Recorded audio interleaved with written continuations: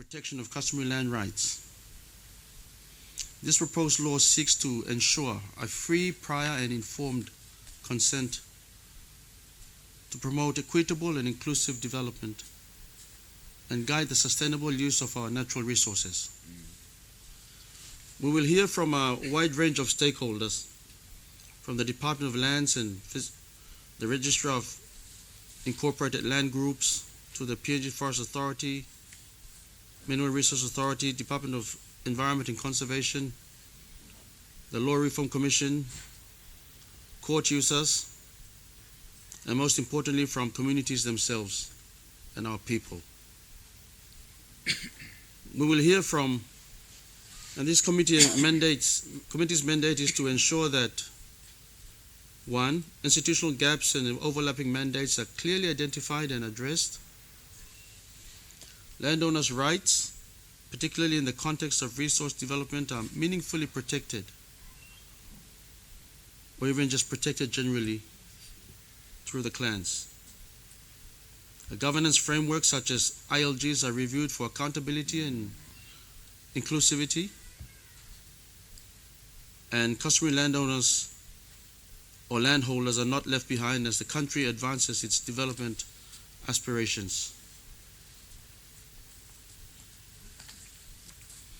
We are particularly interested in how we can move from a legacy of failed reforms and legal complexities to a future of clarity, equity, security, and enforceability. We want to understand how existing institutions can work more effectively, how our laws can be harmonized, how our communities can be empowered, and how land-based development can benefit all.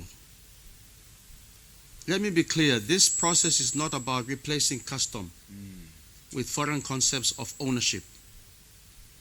It is about respecting and strengthening our customary systems while making them work in a rapidly changing world, or in a nutshell, allowing formality and formalization of our indigenous ways of holding property and utilizing those ideas into the future of this country's development. As we proceed, I urge all participants to share insights openly and constructively. We seek not only to gather evidence, but to build a foundation for consensus, clarity, and commitment. This hearing is not an end in itself. It is a step toward a robust legislative and institutional framework that places landowners and communities at the heart of development. So let us listen carefully, question thoughtfully, and deliberate with integrity. Thank you, and I now officially declare this hearing open. And at this juncture, I just noticed we have the Secretary for the Department of Lands and Fiscal Planning this morning. Thank you, Mr. Sampson, and your team. And I think it would be quite appropriate that we invite the Secretary and his team to have the privilege of the first up to make their presentation this morning. If Secretary of the committee can allow for that.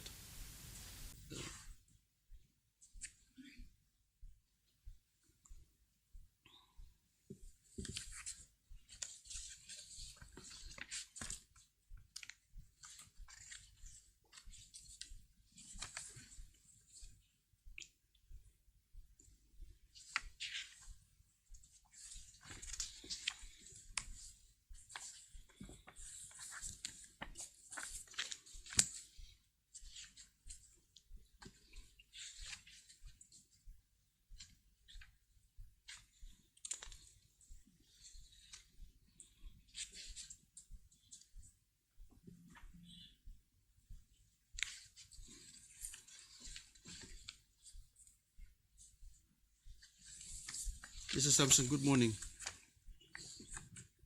Let me see, just put the name tags properly so we.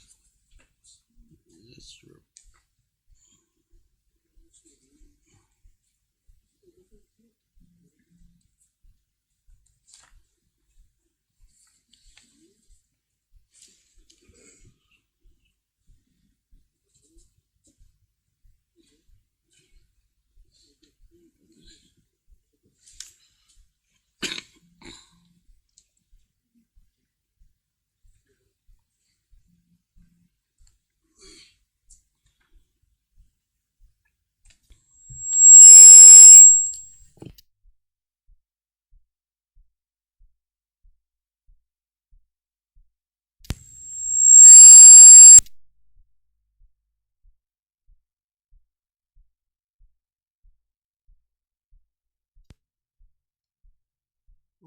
Chairman, I think so. Good morning, Chairman, Honorable Kiriudu, Committee Member Ricky Morris, and Committee Member Lawyer Boy Samuel, and everyone that's here. Member for Kokopo Adjournment to Binding Guinea. My apologies. I think your name is over here, so just like us, we got mixed up. Yes, it.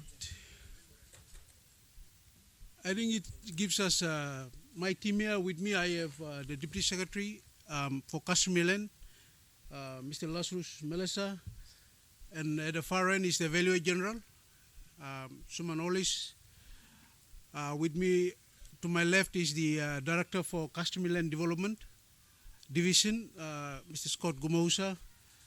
I have the Director for Policy and Legal Division, Saman Haori, and Rebecca Dali is the Deputy Registrar of Incorporated Land Groups.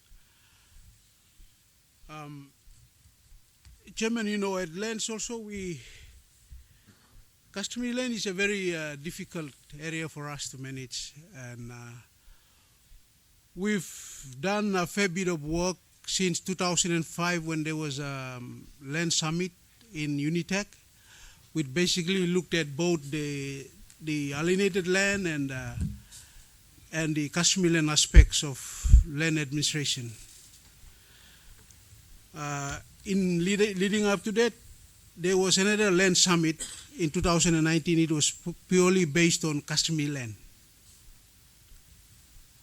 And in that summit, there were 19 recommendations made by the resolutions made by the Customary Land Summit of 2019, and they include: 1, the landowner identification; 2, incorporated land groups (ILG); 3 is the voluntary customary land registration (VCLR). We also looked at the benefit sharing arrangement in our project areas. So that was the 4th resolutions.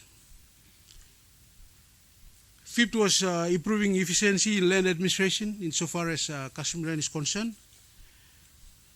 6th was the land dispute resolution.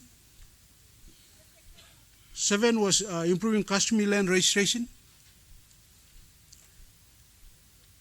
8 was the contentious customary land, special agriculture business list. And then 9 was the freehold lease, freehold title. The resolution number 10 was conflicting land use and titles. 11 was the underwater lease or waterways. 12 was integrating traditional urban villages into town planning and urban growth expansion. 13, land compensation. 14 resolution was the legal versus customary rights ownership. 15, bankable titles over customary land. 16 was economics of scale is fundamental. And 17 resolutions that came out of that Customary Land Summit was complementary policies. So, Chairman, after the resolutions came, the NEC endorsed the NLDP, Land Development Program Phase 2. So basically was to look at how to come up with a policy incorporating all these 17 resolutions. So there was interdepartmental committee established with the Department of Lands, me as the chairman. We had Treasury Secretary and their nominee, National Planning, State Solicitor's Office, Department of National Planning and Monitoring, Ministerial Services, Office of the State, I just said it, National Research Institute, NRI. So we, that committee was formed to incorporate all those 17 resolutions. And last year that period from 5 years was given from 2019 to 2024. So last year the committee came up with the customary, the first in the country that we've put together the customary land policy. And Chairman, the customary land policy is with our Minister and Deputy Prime Minister John Rosso to bring to Parliament now. So all those 17 resolutions has been incorporated and a policy has been developed. It's just a matter of having that policy NEC, and then hopefully from there we can come up with certain legislation, certain framework on how to try and address customary land, and more importantly, the development of customary land and benefit our landowners must obtain out of the land. So I think in a nutshell, Chairman, that's our presentation. Currently, what we have doing, we have been, from the experiences of SABL, it's not a good experience, but I think throughout of those SABL days, we've also realized that there needs to be that our landowners, their customary rights must be protected at all costs. So, we have decided to assist our landowners to come. If they want to register the land, they come. We register the land, but the title must go back to the landowners themselves. So they can meaningfully participate in the development of the land, and hence the benefits they will come out derived from that land. So, Chairman, I think that's our President. We have a PowerPoint that has been prepared, that's been done. We'll hand that to you and your committee to have a look at later. And if there is any more issues or questions that you want to raise, we are available. So, because customary land is also important to us, and as all of us may know, the state or the lands department, we don't have jurisdiction over customary land. The management, the decision that are made on customary land solely rests with the customary land owners themselves. We only facilitate if they want us to help them to facilitate what they want done on the customary land. Thank you, Chairman. Thank you, Secretary Sampson, for that presentation. Just before we might have some questions from the committee members, but would you be so kind to give the Secretariat the copy of the PowerPoint presentation you just relied on? Yeah. And also a copy of the policy that is in your possession as well, so to inform the committee of the developments or the intended developments that are coming from your desk. So the policy is with the minister, so we'll have, because it's now in his hands, it's past us.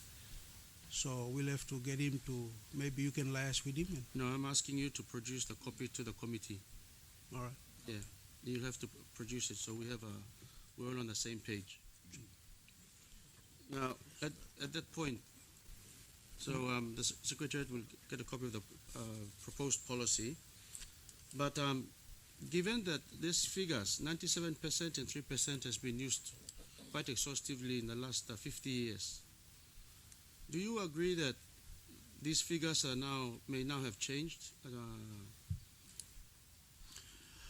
Chairman, we are of the view that the figure of it has changed. I think we may be up to about 5-6% of alienated land, and the balance is the customary land. Chairman, this year, like all of us know, this year we were intending to do the land audit that will really determine how much land has been alienated, or how much land is state land, and how much of our total land mass is customary land. But as always, due to funding, we can't do anything. So hopefully we can get the audit done as soon as possible, so we can have informed an actual figure of how much land has been alienated or is state land and how much land still remain customary land. You mentioned, Secretary, that due to funding constraints, do you agree that the work of the department in this space is hampered or restricted because of the lack of budget, personnel, and maybe technical capacity? To a certain extent, yes. We've identified. We know where which our towns and our cities and our government stations. We have those records, and we need to go on the actual site, so that we can pick up the points as to, and then there will be calculations. So that's we have technical people available already. We just need to make sure that in a town there is a boundary that separates the state land and the customary land. So we need to pick that borders up and do a calculation. So Okay. Sorry, boundaries, Chairman. Secretary, what specific data or estimates could the department provide to on the current distribution of financial resources or staffing levels and technical expertise dedicated to customary land administration and functions, including, of course, the ILG registration process, dispute support, and development facilitation, compared to those allocated to alienated land? On the staff strength, Chairman, recently we underwent a recruitment process. I think on the staff strength we are okay. It's just like I said, on the ILG ILG is a very challenging, Chairman. It's a very challenging aspect, because we've been arguing about how to do sketch map. So that's also a sticking point on our side, that how do we do the sketch map? But when someone wrote the law, they said you can do a sketch map by just drawing a line this way and that. But then the same area or the same name of the land can be owned by multiple clans in an area. So when someone comes and registers an ILG, he just does the sketch, and then the others are coming and trying to register their ILG over the same area, and we are saying you can't. This sketch map is already being used by others. So it's a sticking point where we are trying to. We have been in argument. We are saying the law says you have to rule a straight line, and we have been arguing, and we said no. You just maybe put a dot line. So, these are the. It requires legislative amendments, Chairman, to try and get an ILG right. ILG is it's very problematic to us also. Thank you. So on a percentage framework, I'm talking about the resource allocation. Oh. So your department works on state leases or alienated land, and also customary land under ILGs. On a percentage view, how much of your department's allocation goes to the management and allocation of alienated land, and as opposed to customary land interests under, maybe in this case, the ILG and customary land division? 80-20 or 70-30, 50-50? Chairman, I think it's maybe 60-40, because even if the resources will be allocated separately, because the functions, they kind of spread across it starts like, for instance, customary land. It starts from customary land, and if we have to alienate, it also impedes onto the state land aspect. So I'll say, Chairman, to answer your question, 60-40, 40 on customary land, 60 on state land. So it's like we have the valuer general here. He also does the valuation on customary land, not only on state land. So the surveyor general is at the back. He also does survey on customary land. So really, if I say want to put just cut it straight and say no 40, I think it will be unfair, because the duties and responsibilities, they crisscross. Now, You mentioned that ILG is a problem. Can you expand on how you see that as a problem? I just first reason I just told you is the sketch map. Secondly, those who make applications for ILGs, they are not honest. You know, they're saying they come up with duplicate ILGs, same clan, different ILGs. So you see, the function that the Lands Department does, we register or we work on the face of the document. I see. If someone lies to us, we wouldn't think. But you know, that's why we on the ILG side, publications are done in the papers for if there is anybody that thinks that no, this is not right, they do an objection. So and then it refers to the dispute settlement authority if there is any disputes on land and all that. Do you have any question? Secretary, good morning. Morning.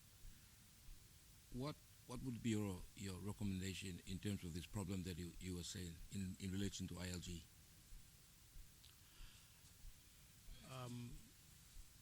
My recommendation is that we will have to relook at the like what the committee is doing now that the committee is now established. Look at the ways on how we can really strengthen the ILG process. Like I said, the main one is the two main ones I just said. People duplicate ILGs, they come and mislead the department. Two, the sketch map, all these things. So I think that's my recommendation to begin is to look at the legislations. Yeah. And I think that's because I think the ILG was registered in 2012. So from then on, we are just looking at it's kind of a post-mortem period that we are going through.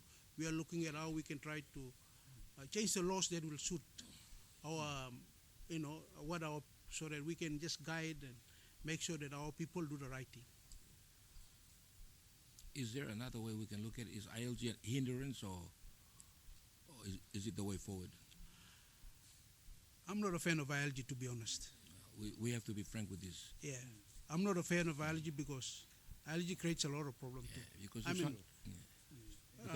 if something is not working, we have to critically look at it, and experts like you can advise us, and we can review everything. Honorable member, all of us come from the village settings. All of us know that even a clan land, where I come from, even a clan land, the clan land has been already demarcated into families. So why would I want to register my land and my other clan members will come and object? True. We are big, in Mosby we have a big problem. Yeah. We have same clan members living up at Laloki, same clan members are living at Baroni. And the people at Baroni want to bring the investors in and do something on the land. The clan members from Laloki are going and disputing. And this is the real scenario. So that's why I said I'm not a fan of ILG because they create a lot of problem for us. So, this is just one example, Chairman. And thank you, Secretary, for your frank. Very good reply. I think the other question that leads on from those comments, Secretary, is do you have a view on, do you agree therefore that the ILG system is not working for this country? I would have my personal reservation and view on that, but I think it's good to get the views of all our citizens. As the expert and the person responsible for the Department of Lands and Fiscal Planning, Secretary, I'm asking you this question. I just said my view, so yeah. I think ILG is a problem, but we can look at the problems, what has existed, and together we can come up with a way that is going to be workable. I may have my own personal view, you may have your own personal view, Chairman, but we need to look at what is the view of the majority. Agree.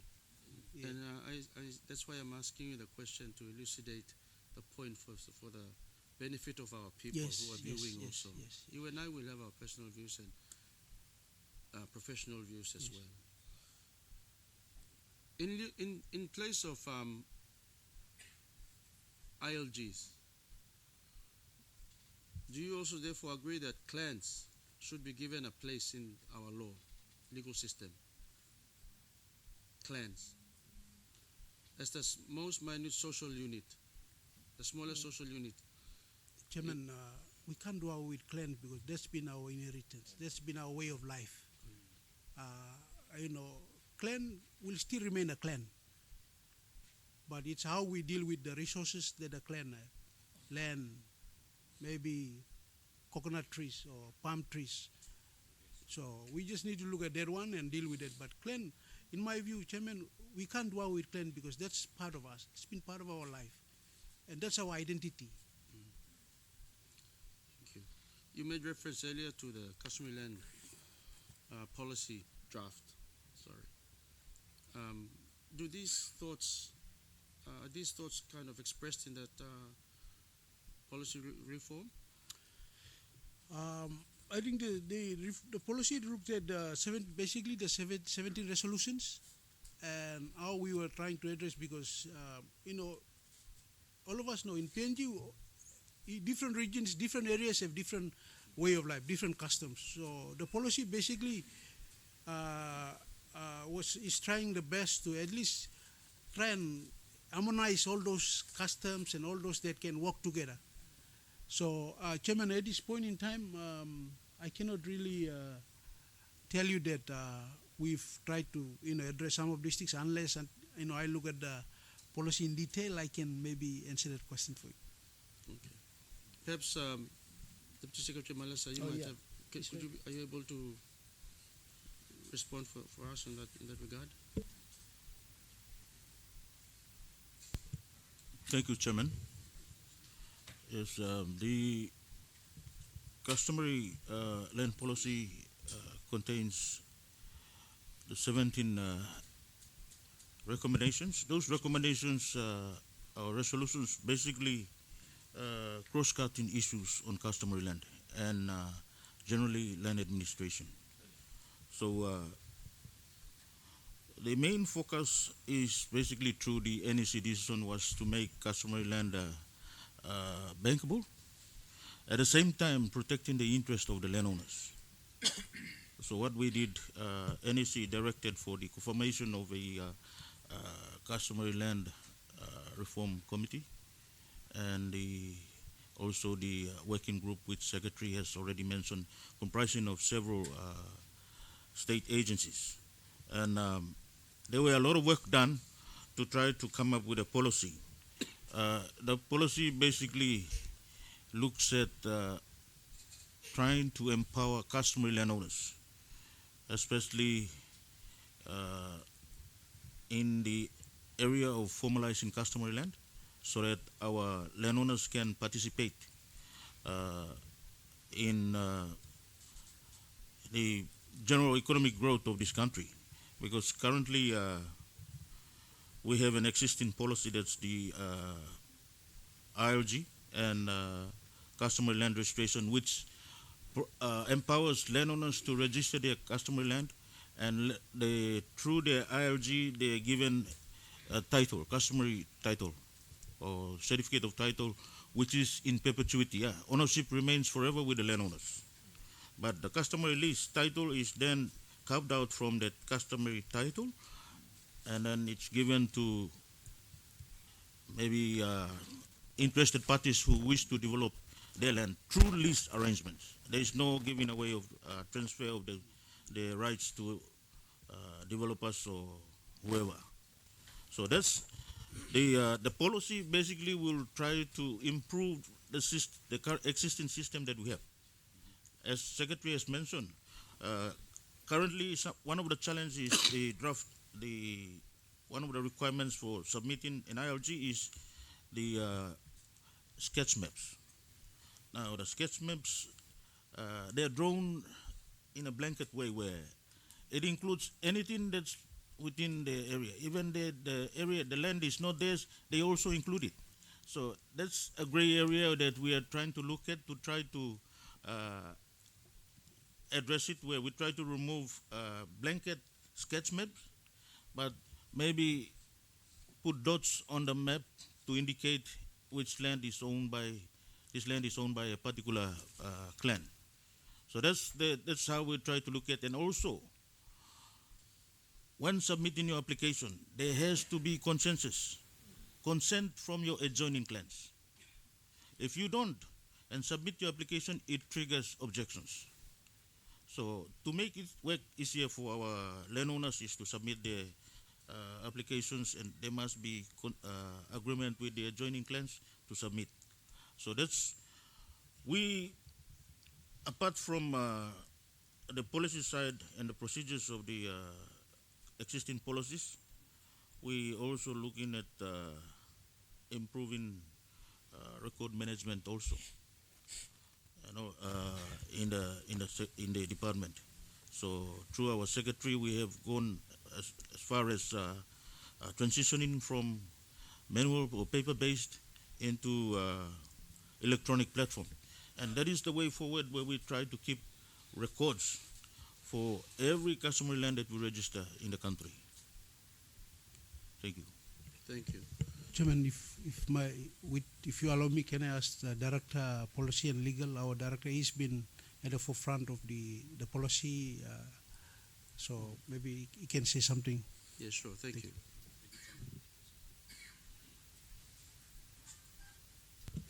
Thank you, Chairman, for having us. Director, just for the records, could you state your, because in the absence of the sign before you, can you? Thank you. I am Simon Hahori, Director Policy and Legal from Department of Lands and Fiscal Planning. Thank you. Thank you for having us. On the policies front, as explained by my secretary and the deputy secretary, the 17 resolutions were converted into what is known as issues, and from there, directions were made. What are the policy directions? So from the policy directions, we look at issues. If you have a look at the policy paper, customary land policy paper, it defines the issues as well as the strategies as to how those issues can be resolved. As Deputy Secretary has stated, you would has explained on the identification of landowners and the sketch map. The policy actually look at how those sketch map can be improved and put in certain parameters where it can be now explained further, so that the landowners can comply with the process of having the ILG registered. Basically, all those 17 resolutions were converted into issues, and policy directions were given. And from the policy directions, issues were identified.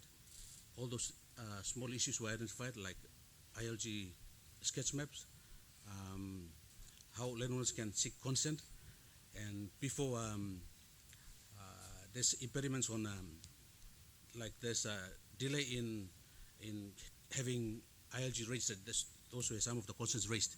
So the policy looked at how we can shorten the process so that ILGs or landowners can have the ILGs follow through the process quickly and have that ILG registered for their purposes. For instance, current process requires that 90-day period for objections is given.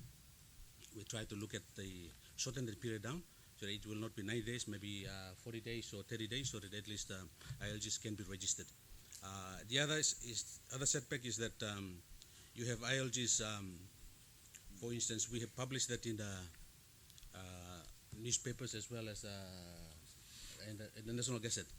But then you have people who live in, for instance, telephone or foreign that do not have access to those media. How do they object if their land has been identified and all those? So we looked at that, put in parameters where you can have those Gazette maybe brought back to the villages, to the districts, so that they can be able to now make objections, so that those consensus of the landowners within those specific areas can be captured as well in the registration process. So just at that point, just with that, while you're on that, do we have a replica or ILG offices in the provinces, or? I mean, given the immense geographic and cultural diversity across our country and the needs for customary land administration to be accessible and responsive to local contexts and diverse customs, what concrete steps has the department initiated or planned to decentralize the ILG registration process and other critical customary land administration functions to provincial and district level.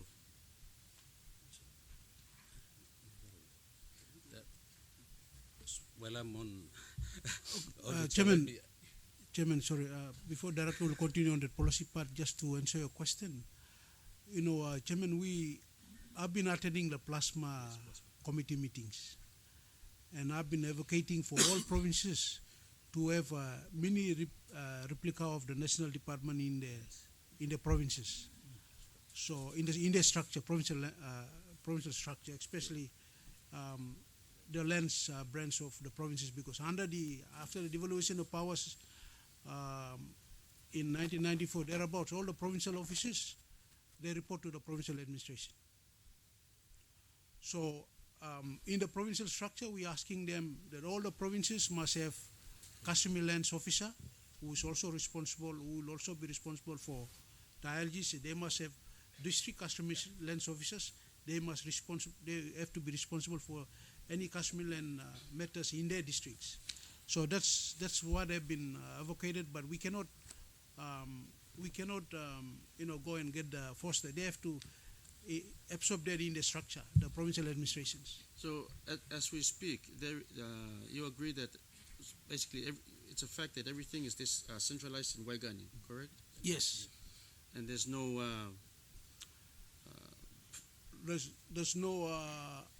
there's nothing happening, but like no ILG functions at the provinces and districts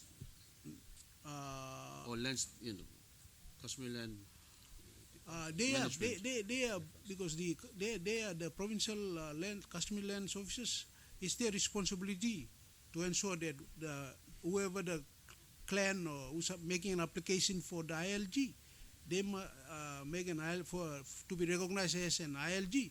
It's their responsibility to make sure that the application is properly executed and by the right people. So our job as national lands, it's supposed to be basically a registering authority. So that's why the applications are executed by the applicant themselves. Any questions? Additionals? No? I wanted to just maybe ask Ms. Rebecca Daly just a couple of questions. In your daily operations, can you give us a view on the number of applications that are coming to your desk? Just press that.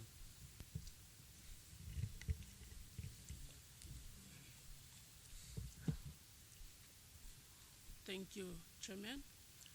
Yes, every day we receive clients or customer landowners, but not at the highest level. We receive daily maybe around 5 to 10 applicants coming in on a daily level. And where are these applications usually from or are from? Okay, All within Port Moresby, or some are from other provinces as well? most of the applications are coming from the coastal areas because they seem to be in favor of the ILGs, whereas the islands region we don't receive much.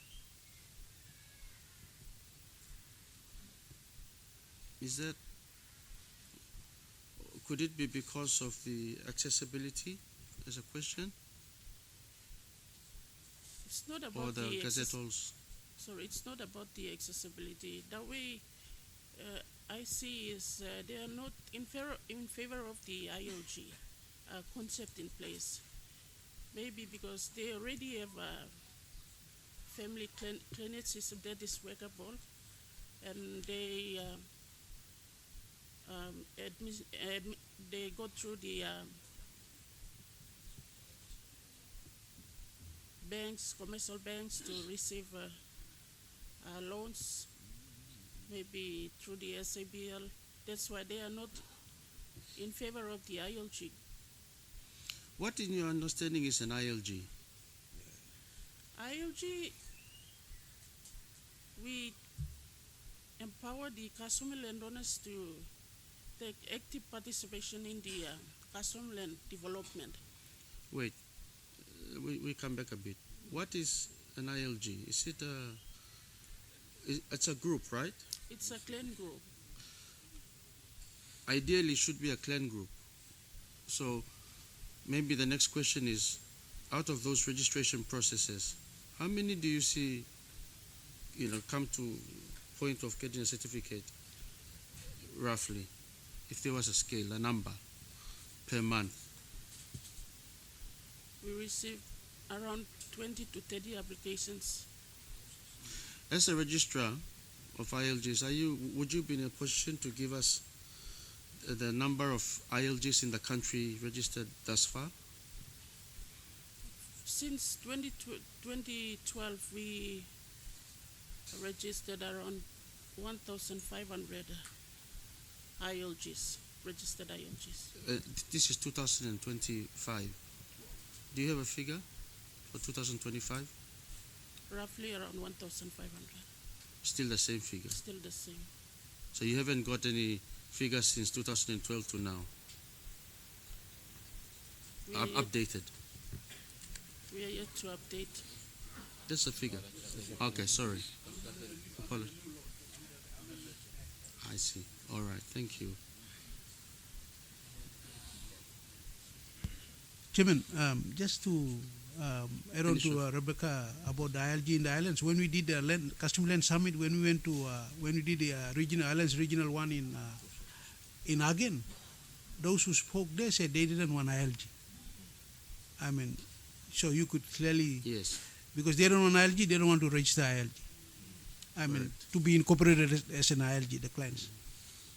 It's more. I suppose it's fair to say that there's no other option. That's why people are using this fragmented situation of an ILG. Correct? Yeah, you will ask because they, I think. I mean, the attitude from just leading on from your answer initially, the Highlands region rejected it outright because they don't understand. It's not the way to go. They agree. Yeah. Because they believe in a clan system, and I that's what we all agree to. Correct? I thought clan is an ILG. Well, that's an assumption. Yeah. And it's true that you have clan rugby clubs registering ILGs for land, correct? Anybody. So there are disputes in courts, conflicting ILGs. There could be two or different people using the same name, or same people using different names for different areas. Or same areas. Or same areas. Yeah. So there are disputes in courts, correct? Yep. That's Or right. just on registration. Yeah. But registration of land under current law is not ILG is not It's not ownership. ownership. No. Correct.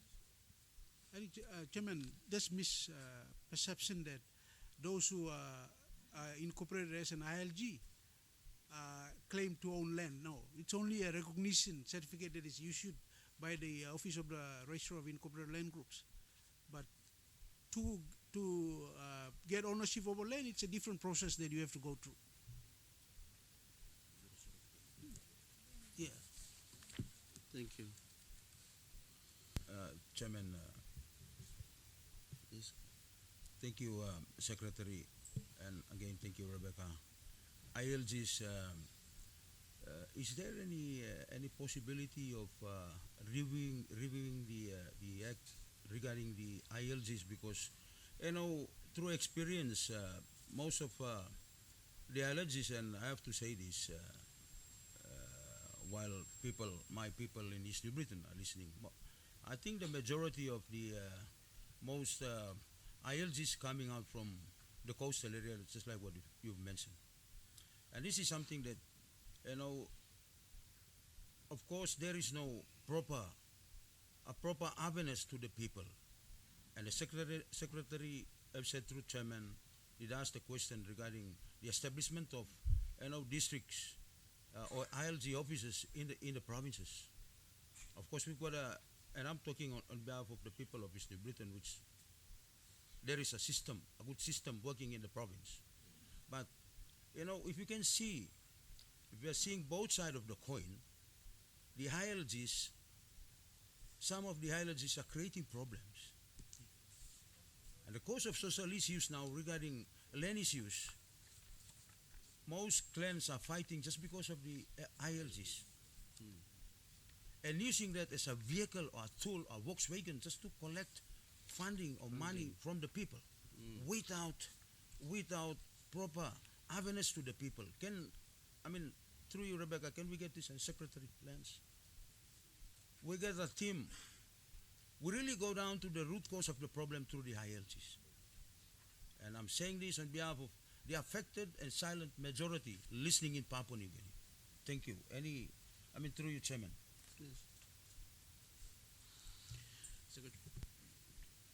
Thank you, committee member and honorable member. Yes, I think all of us we realize that problem. I think it calls for a collective front in at the House, as the national department, at the provincial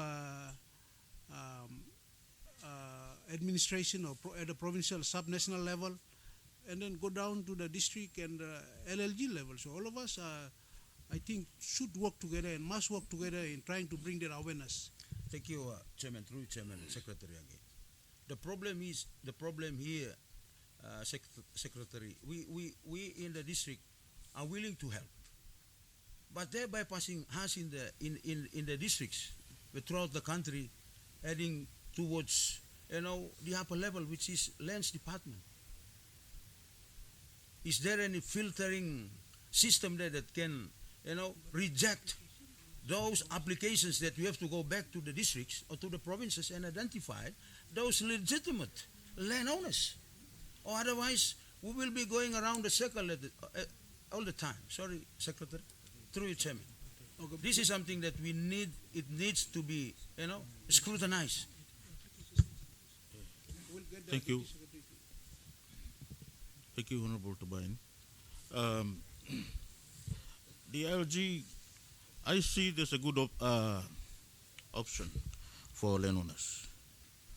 It works in some areas.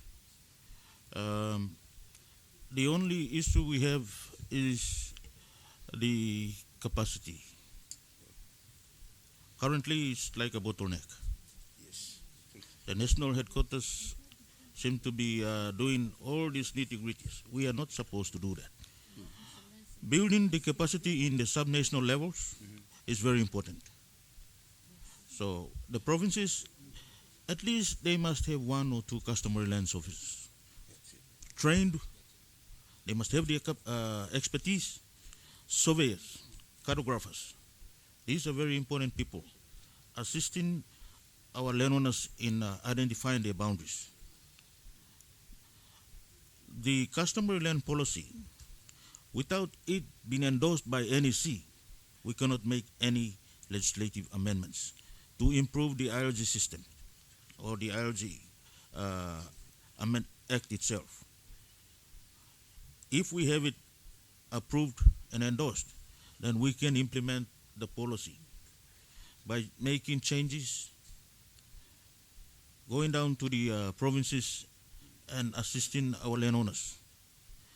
You are right in saying that awareness is one very big challenge for us. Since 2019 summit, after the 2019 summit and the 2012 amendments on the ILG Act and the Land Registration Act to facilitate ILG process and the registration of customary land, the awareness just stopped there after the amendment of those 2 pieces of legislation. No one at the province was there to drive it at the district and the LOGs. That's our biggest challenge. But if we have a structure and we have the capacity in the subnational levels, I have a strong feeling that I believe the national headquarters can train the provincial officers and the districts to carry out their mandated tasks. Also, in the LLG areas, it will be more easier. It's only a proposal to have a clan registry. Correct. A clan registry is very important. Each council ward member must know their clans in a village. And this registry must be registered in the district. So when applicants from the LRGs, the villages, trying to submit the IRG, they must go through that registry to confirm that, yes, your IRG exists in this area and you are landowner. Suppose no God, you cannot come straight. And this is one loophole that I see in the current system that needs to be amended. So in order to make amendments, as I've said, the policy needs to be endorsed by NEC and gives directions for us to implement. Thank you. Thank you, Deputy Secretary. I think at this point we should also all in this room and on the viewers in this country to understand. We are talking about the Incorporated Land Group, ILG system that has been introduced into our legal system. You see, I think it's important we have some historical background. The attempts to integrate customary land into economic development involve various approaches over time. In fact, dating back to the 1960s. A significant colonial era policy, which was known as the transformation policy. So this is the root cause I want to get at. Adopted by the Australian administration in the 1960s, it actually aimed to replace traditional forms of land holding with individual registered titles, freeholds, and substitute customary law with English real property law. See, this is why, Secretary and team and viewers, we are trying to fit a square pole through a round hole, or round pole through a square hole. You see, it's there recorded in history. This is why it's never going to work for Papua New Guinea. Never. Its objective was to create a single, homogeneous, centrally regulated system with secured individual registered titles after the Australian pattern or the English pattern. That's not the Papua New Guinean pattern, you see? This is why all our people are disenfranchised and still outside. I'm not promoting this idea as a Motuan or who have hosted this city in the last 50 years and it's grown, and this is highly likely. Not only just Port Moresby, but Lae, Mount Hagen, the peri-urbans are going to be affected if not addressed. So we are left with a problem. So this committee's objective is to harmonize that problem, identify the problem, which you have done successfully, I think through over the years through various attempts of reforms. But this is the root cause. So you see, this policy aimed to address claims in their mind that the traditional system hindered land acquisition. In the colonial administration's mind, they thought that what we already have, our tumbunas left behind, was hindering their access to acquiring land to utilize by enterprising farmers and was incompatible with the cash economy. That was their thinking. Don't forget, in the 1960s, who was the one who had access to the bank?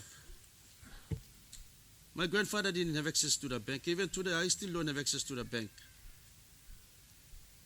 So you see, that was how this ILG system came about in the 1960s. It was intended for the administration at the time and also investors who are coming from outside to have access to land, to disenfranchise the locals. So that's why it's not succeeding, and it was never liberating for the indigenous people. And even today, this problem continues, correct? So we are all in agreement, I think. That's why large areas of customary land have been locked out of the formal economy. Formal economy, and that is, the bank doesn't see us. So every time you come with a business proposal for the clan is always knocked back because you don't have a piece of paper to show that you own it. This is the capital that banks could access for security. So, Secretary, it's very encouraging to see that I think we're on the same page. You agree to a great deal that this is the impediment in this country. Now, it's good also to see that you agree that there's a need for decentralization of your functions, some of your functions, down to the provinces and districts. So, Ograman Karem heavy, Los Waigani Tasol, not just for Waigani to control or at least carry the burden. Share the burden so country can grow properly, and land can be accessed more readily from the provinces. There's a misnomer that this land reform and land security is an issue unique to Motokoetabuens. It's not. It's for everybody in this country. Everybody. There's also an understanding that if people were empowered with access to security and titles, and therefore security to land and also access to credit or banks, then you will not see people drifting into Waigani to sit outside Vulupindi House. Correct, huh? So, do you agree that there is an immediate and urgent need for reform in this customary land management?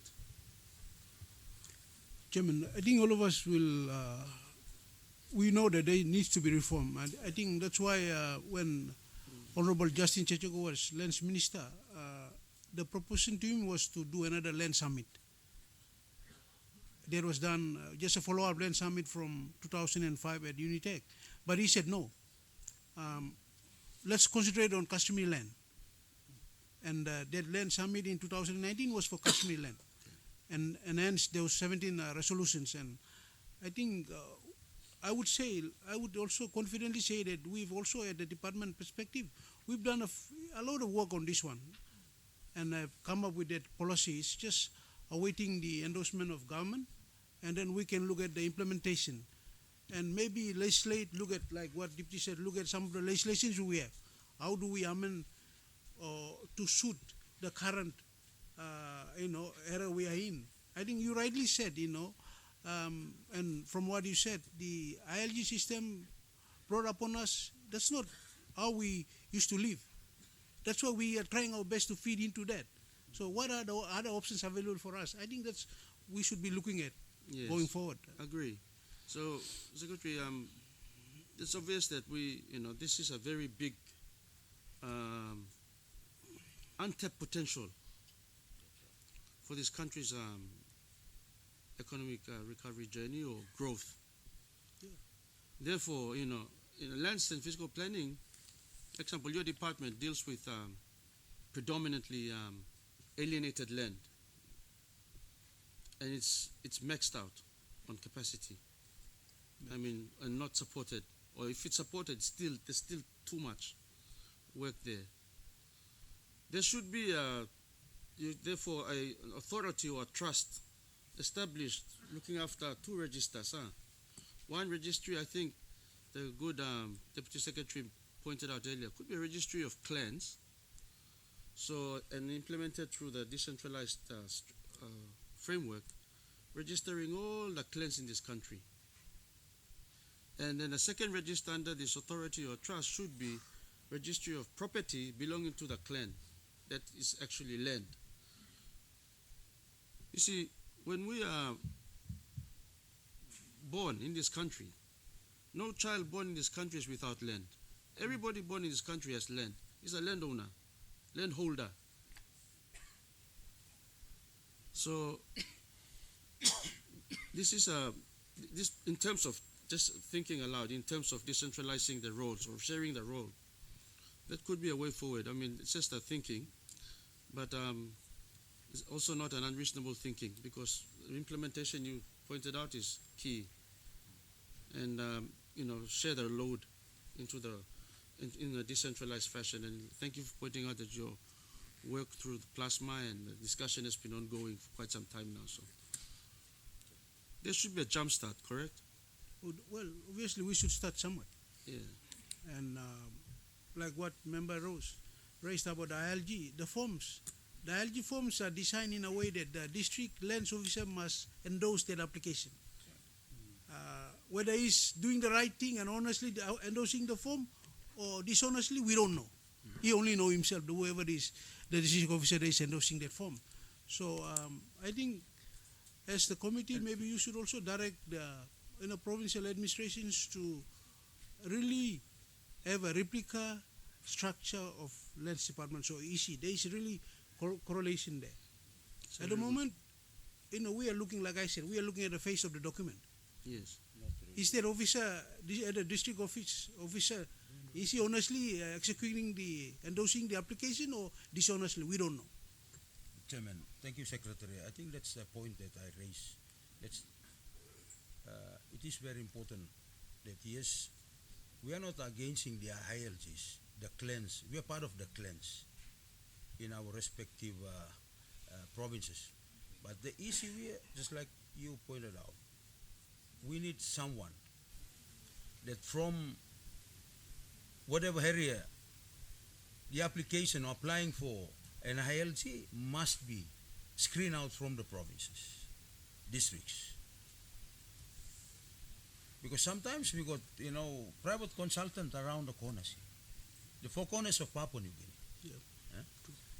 They come in with sort of, applications and maybe bulldoze through a process. But this committee, through our chairman, this is the right committee. It's an independent committee. It's a parliamentary committee that's established by the parliament that goes around and get the views of the public, and then we can come up with, something that can be presented in the floor of parliament to make amendments through, any act regarding our situation that we're facing in the country. Thank you, Chairman. Thank you. just a little bit. Thank you, Honorable Tobining and Honorable Lawyer Boy Samuel this morning. I think, Secretary, I want to thank you very much on behalf of the committee for being forthcoming and supportive of this very important work for our people of this country. Because at the department, obviously, you will have your limitations, and and therefore, the work of this committee is to take on your views, even including documents that you will submit. Those will inform the work of this committee and to map out a way forward. It could be the case that it will expedite your aspirations for an expedient resolve of liberating our economy, liberating our people, giving them the tools. Many times governments and leaders tell our people, you're gonna make a garden. Wait, how about me gonna make a garden? Suppose give me all of him. And so they think that help is money. But no, there's more to that word help. And empowering them through the clans should be the way we are thinking. We should be thinking. I think we all agree. Everybody born in this country has land. Is born into a land-owning unit, social unit. That social unit is called a clan. We all own land through clans. And then we have access to the land as members of the clan. And sometimes we make a garden or build a house. Or the clan might be approached by a developer, in which case the state should provide that supervision through this authority or trust and manage the expectations of developers, banks, our people, more importantly. And they are growing together, so nobody is left behind. Everybody is growing together in this journey. So this is the work of the committee, and I want to thank you once again for your appearance this morning. We'll continue these hearings, and at some point, if there are questions we might have, we might reach out again and seek your indulgence to assist us at the next hearing if we have one, subject to the Secretariat's timetable. But we're very grateful for you to come this morning. We'll push on with the other attendees this morning, but I want to thank you, and we can excuse you unless you have any last comments you wish to make. No, Chairman, thank you for having us, and I think we are available. We will formally, I will formally do a letter and submit what the documents you have requested. So we will submit to the committee in due course. Thank you very much. Thank you, Chairman. We can make that early this week, as soon as possible. Much appreciated. Thank you. You may be excused. Thank you. We've pushed on a bit with this segment, but I think very importantly we couldn't resist the urge to. But at this time, can I call on the legal officers for the Department of Justice and Attorney General, if they're here, Ms. Natasha Rida and Ms. Dimitar Jogomop, or if the Deputy Secretary is here,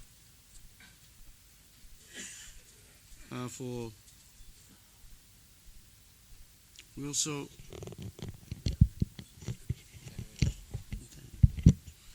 also is there, I understand Dr. Mange Matui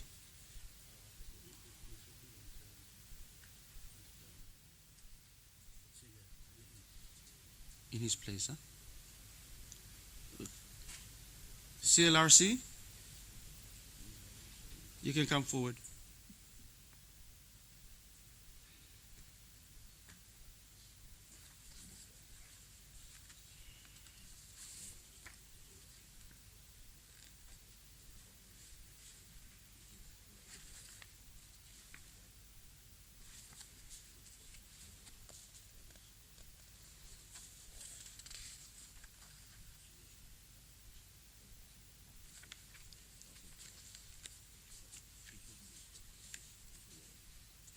And I think Dr.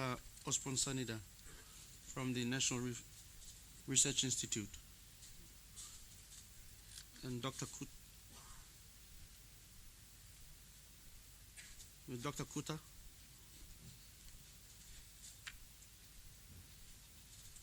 I see Professor Sam Kaipu, Dean, School of Law. So if you can take up a seat at this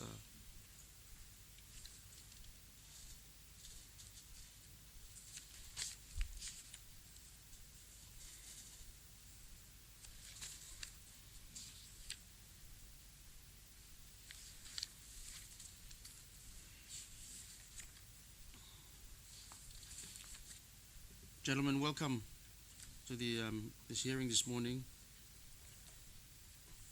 We have with us Mr. Xavier Winiaf, Deputy Secretary Laurie from Commission, Mr. Eva Gaeta, Deputy Secretary, Department of Justice and Attorney General, Dr. Ospon Sanida, Director, National Research Institute, Dr. Lindsay Kutan, Senior Researcher at National Research Institute, and Professor Sam Kaipu, Dean, School of Law, University of Papua New Guinea.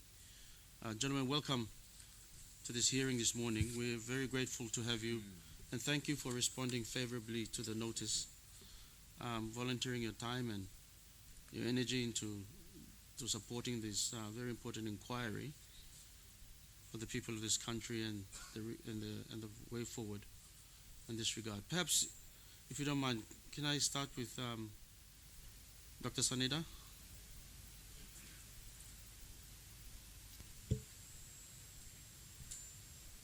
If you can.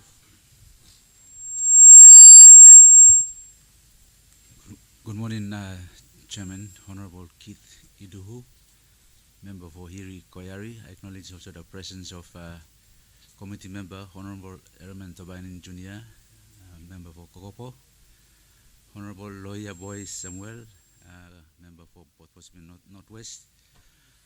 I also want to acknowledge, I think, the presence of Senior Statesman here. And ladies and gentlemen, I think I also want to acknowledge the presence of all the landowners here attending this hearing. So what I will do is I'll make a quick presentation, a summary of a submission of NRI to the committee. What we've done is there's a written submission, 19 pages, plus relevant attachments which have been provided to the committee already.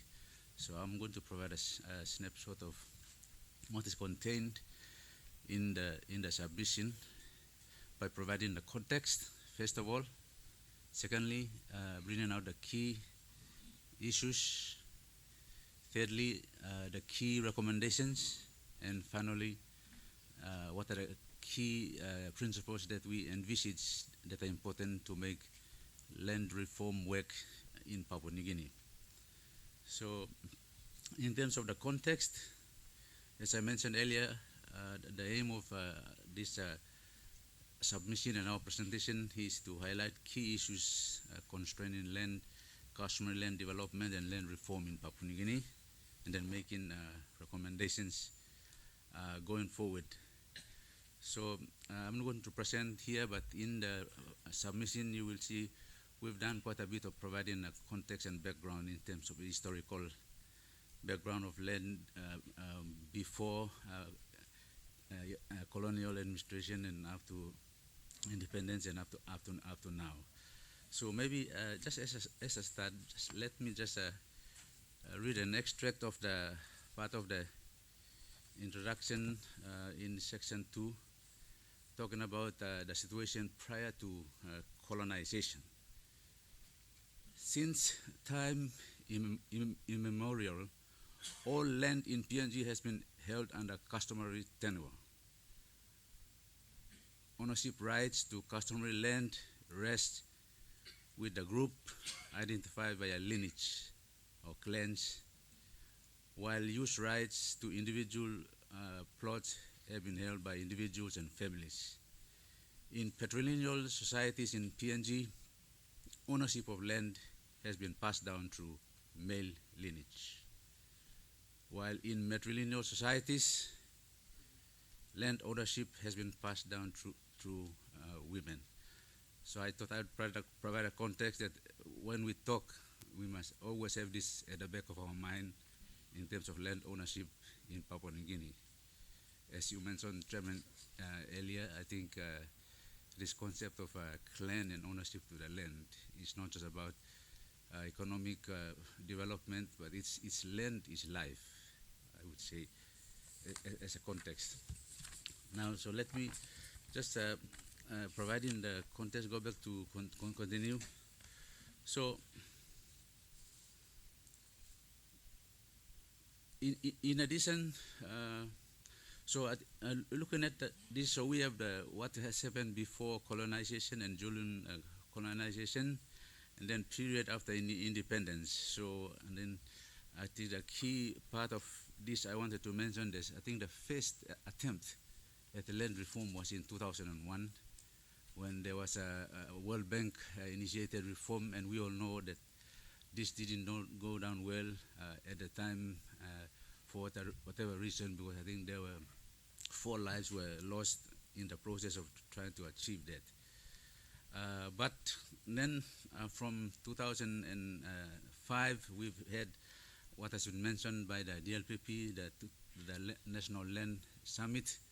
So on this note, I want to acknowledge the role of the late Grand Chief Sir Michael Customary as Prime Minister. I also want to acknowledge seated before us Honorable Sir Pukatemu, who was the Lands Minister at the time, who actually drove that particular summit there, working together with NRI, DLPP, and others to do that. So that's sort of in that context. But then I think I also want to mention Chairman and committee members.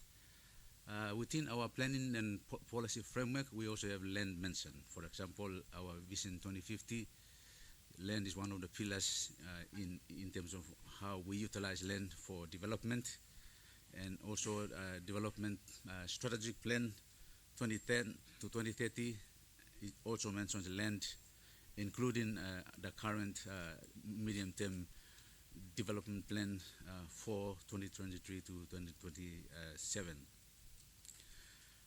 I also want to mention there have been, as we speak, specific recommendations that have been done before from the 54 recommendations in the National Land Development Task Force, as well as the 17 recommendations from the task force recommendation emanated from the first National Land Summit in 2005, and of course we have 17 recommendations from the 2019 Land Summit. Let me also mention that earlier on, before independence, there was also some kind of an inquiry that was held to investigate into land matters, and they came up with 132 recommendations. But then, just before independence, they shelved it. They said customary land was too complicated, so they shelved it. And then, sort of, we have then come attempt again 2001 and 2005 and 2019. So, with this background and context, let me now want to highlight four the key issues we see. So, NRI as a government state-mandated institution to conduct applied economic and social research, we operate on the motto of inquire, inform, and influence. Inquiry is about research and analysis. Informing is to say that whatever we produce must not sit in the shelves, but how can we bring the information to people that can use it to make decisions. And then influence means that information that is produced must have an impact on the lives of people. So coming from that perspective, I want to mention some key issues, recommendations, and the principles.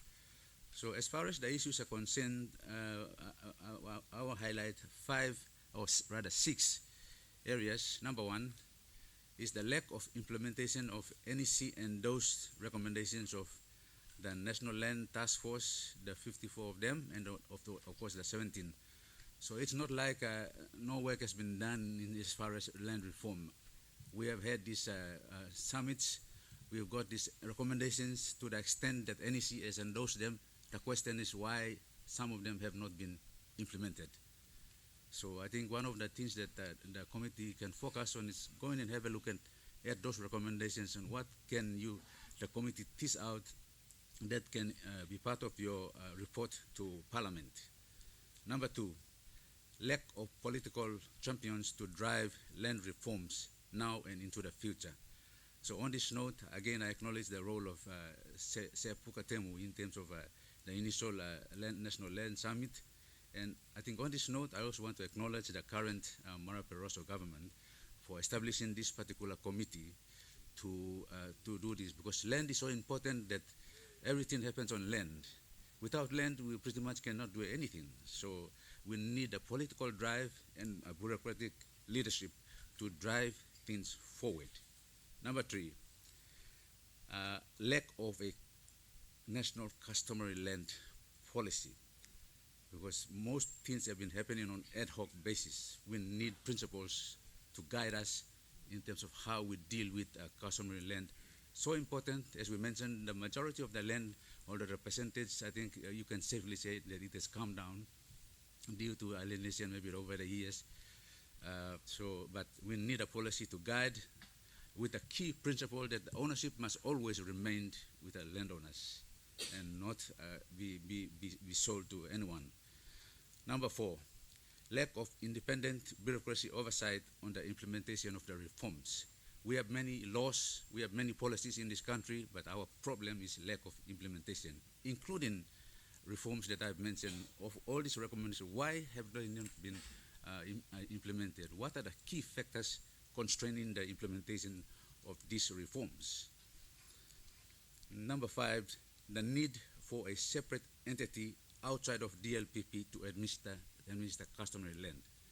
So I think NEC decision number 33, 2016, after the National Land Summit in actually made a decision that we should establish a customary land authority separate from the department to deal with specifically with customary land matters. And I know, Chairman, that in your earlier talk, you did mention about the need for some kind of an authority to administer the registration and all this. So we need that independent authority, but with some oversight, which I'll come into later on how that can, so that we give the focus that customary land development deserves. Number 6 is I think I wanted to mention a very important area of benefit sharing arrangements.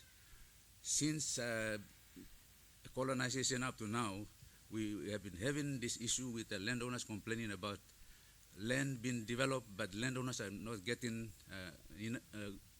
fair share of the development from the land.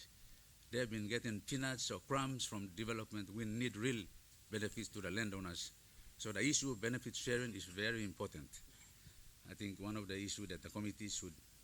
So given these 6 issues now, I want to mention 5 key recommendations going forward for committee to consider in your work.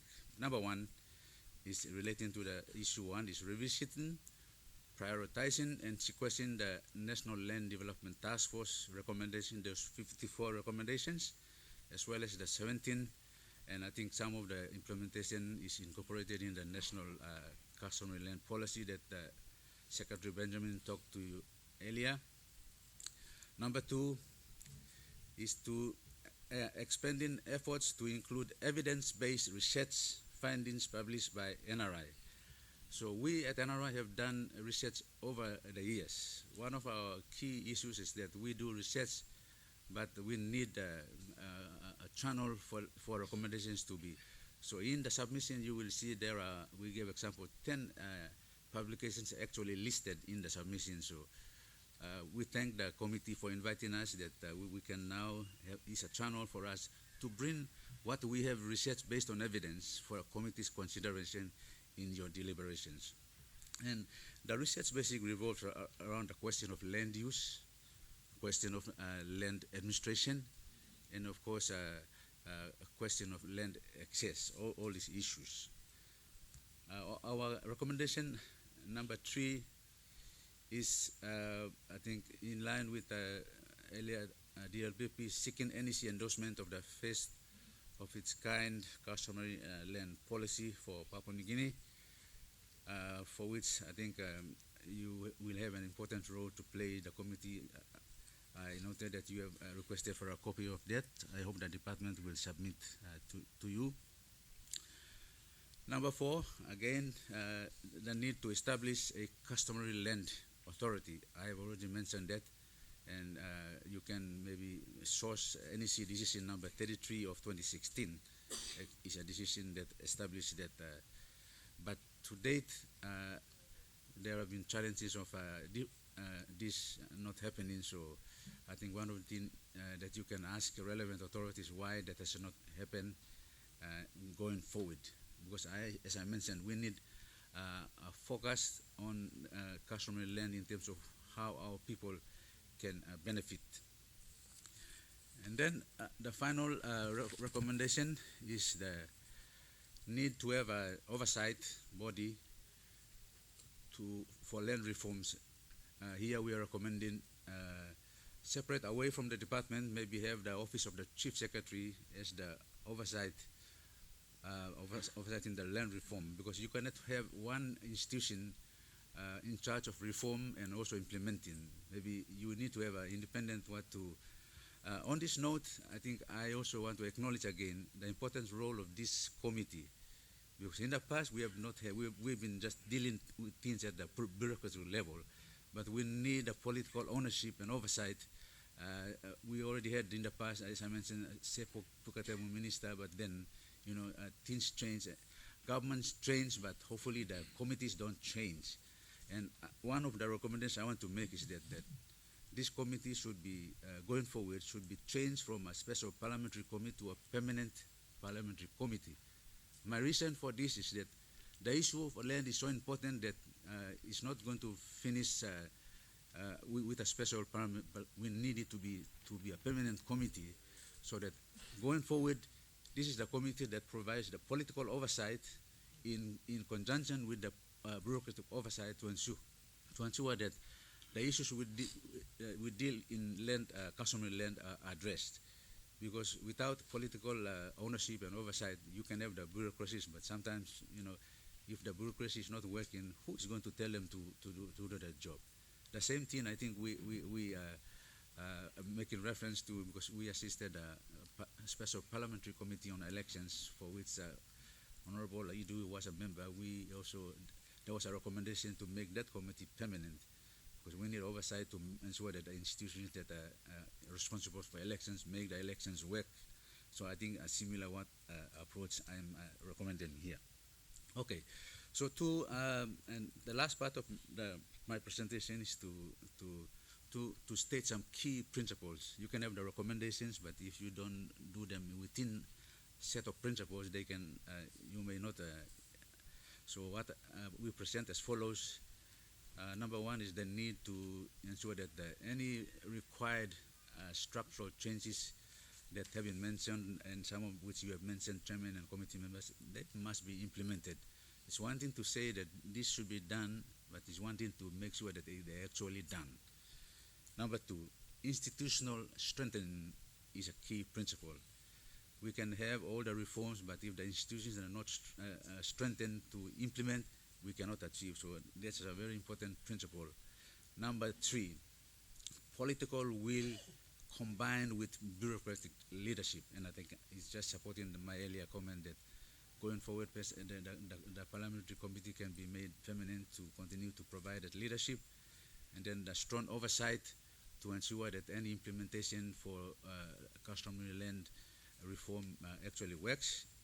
And then finally is the issue of accountability in the implementation of land reforms. So we can have recommendations, but even in the implementation, we need to ensure that parties that are responsible for implementing are accountable to ensure that things work based on what is needed to ensure that customary land work. And then I think on this note, I want to mention in any development for customary land, there are always these three key players: of the landowner, the state, and the developer. And for me, in terms of interest, the most important in that is the customary landowner. I think the interest must be always at the forefront. Even the state is standing there on behalf of the customary landowners. It's the developer that's trying to come and use the land. So whatever happens, I think the benefits to landowners must be always at the forefront of any development. So, Chairman and committee members, to conclude, let me just read the conclusion to our submission. So it goes as follows. Land reforms needed to access customary land for development purposes remains an ongoing challenge. The key issues include the need to amalgamate the structural, institutional, and political will to work together and realize the intended outcomes of the reforms. Hence, the formalization of and development of customary land is a long-term undertaking by PNG that needs a holistic, whole-of-government and community-wide effort, very importantly with landowner involvement, to bring about the necessary changes required of the state as the facilitator and regulator, the landowners as the owners of the land, and developers as users. They only have user rights to use the land. However, the Go PNG can play a more active role by strengthening and empowering institutions that implement reforms on land through the provision of sufficient and consistent funding, and working with the targeted institutions to explore opportunities for accessing funding, technical support, and capacity building initiatives. Additionally, the government can provide credibility to the reforms and its outcomes by holding the implementing agencies accountable. I think I wanted to finish on that note. Implementing agencies for any policy or any law must be accountable so that they are able to perform their role to implement. On this note, once again, on behalf of NRI, council and management. I want to thank the committee through Chairman Iduhu for inviting us to appear before your committee. Thank you. Doctor, thank you kindly for your presentation this morning. Perhaps, and we are grateful, the committee is grateful for your submission that we note into the record of the hearings. But at this time, perhaps if I can allow Dr. Lindsay Kutan, if you have any supplementary to submissions or comments to make. Thank you, Chair, and the committee. We're really at a critical juncture in our history regarding the social issues that we're going through. And apart from the land study that we've been working on, we've been also looking at the youth bulge issues. Yes. And we can see that the only hope for our young people is for them to have access to go back to the land. And that's the only asset that we have now in the country. And it's really important that, from policymakers and legislators like you, to be able to, see how best we can be able to facilitate that. Yes. And if we can be able to, allow to have these land reforms to go through, have the, ability for the young people to start getting on board. I mean, you're saying that they're all landowners. So it's important that we have this, tying this together in terms of ensuring that the land reforms are working and allowing the particularly the youth budget issues that we're facing going through.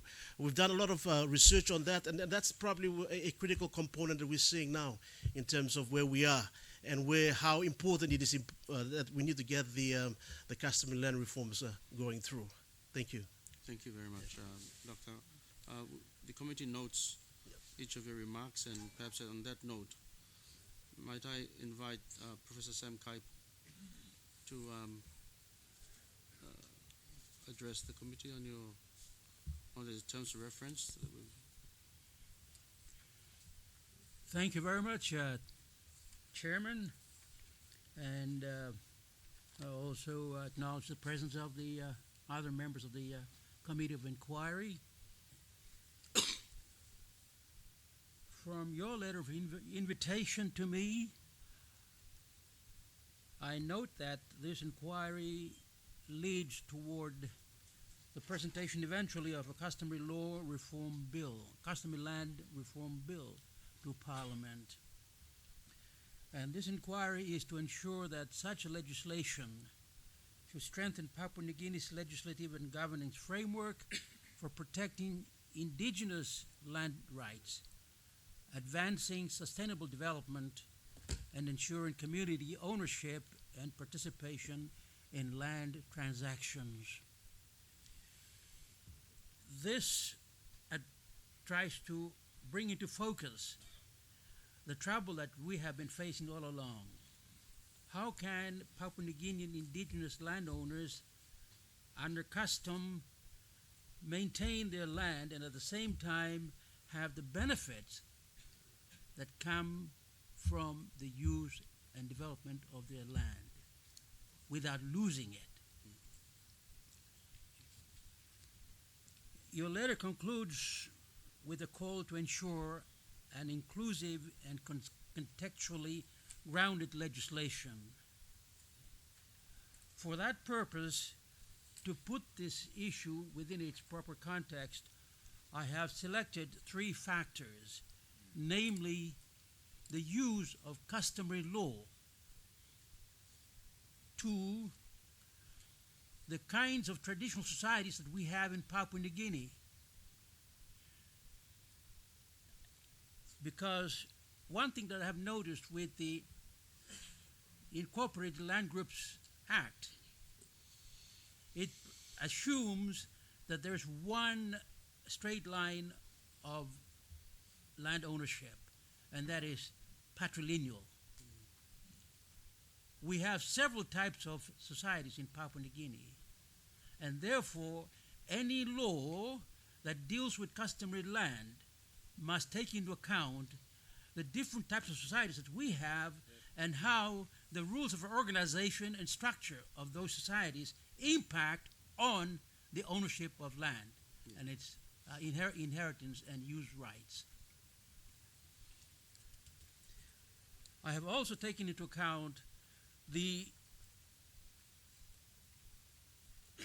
safeguard provided by Section 53 of the Constitution, which is basically against compulsory acquisition of land, and thus preserve the right to customary land by the indigenous people of this country.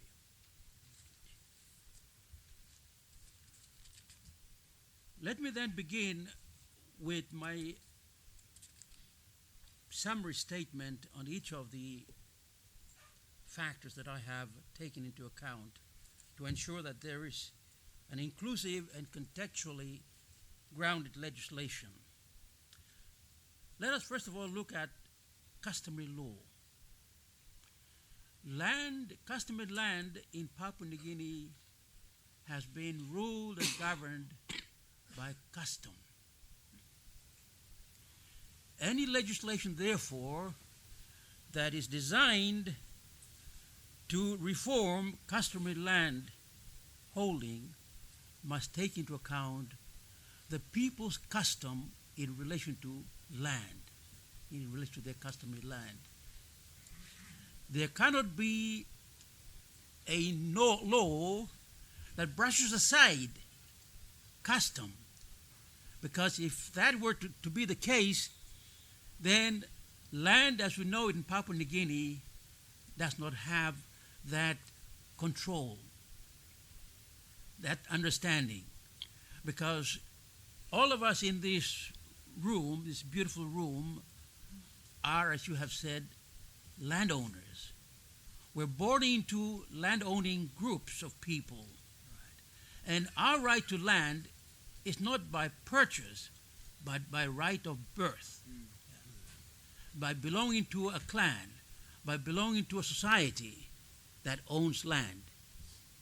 And therefore, any legislation must take these fundamentals into account to ensure that Papua New Guineans understand that the law is proper, that the law takes into account the way their ancestors looked after land. Land in Papua New Guinea cannot be separated from the people. Land in Papua New Guinea provides not only stability but also identity to Papua New Guineans. Without land, you don't have a place to stand on. You don't have a place to go to. You don't have a place to be buried in. That's how important land is to us. And land has been governed by the customs of the people of Papua New Guinea. It might have looked to the colonizers that there was no harmony, no law and order in Papua New Guinea. Yes, there were wars, there were tribal fights, there were killings, but all the time when it came to land, there was control, there was rule, and that rule was based on custom. Okay. Going back to 1888, there was already the colonial government's admission that there was custom, and custom did prevail among the societies of Papua New Guineans, the indigenous people, the Kanakas as we were called in those days. Okay. The Customs Recognition Act pushed that even further and said custom can be found, applied, and enforced. It can be applied and enforced in relation to not only family and matrimonial issues, but also to ownership of land. Even the sea, even the coral reef have been covered. And so it is really nothing new that we're trying to embark on now. We're trying to make sure that it is within context, that it is covered by customary law, and that the people benefit from what happens. The Constitution is quite clear. Parliament has got full lawmaking power, but any law that Parliament makes must support, must promote the welfare of the people.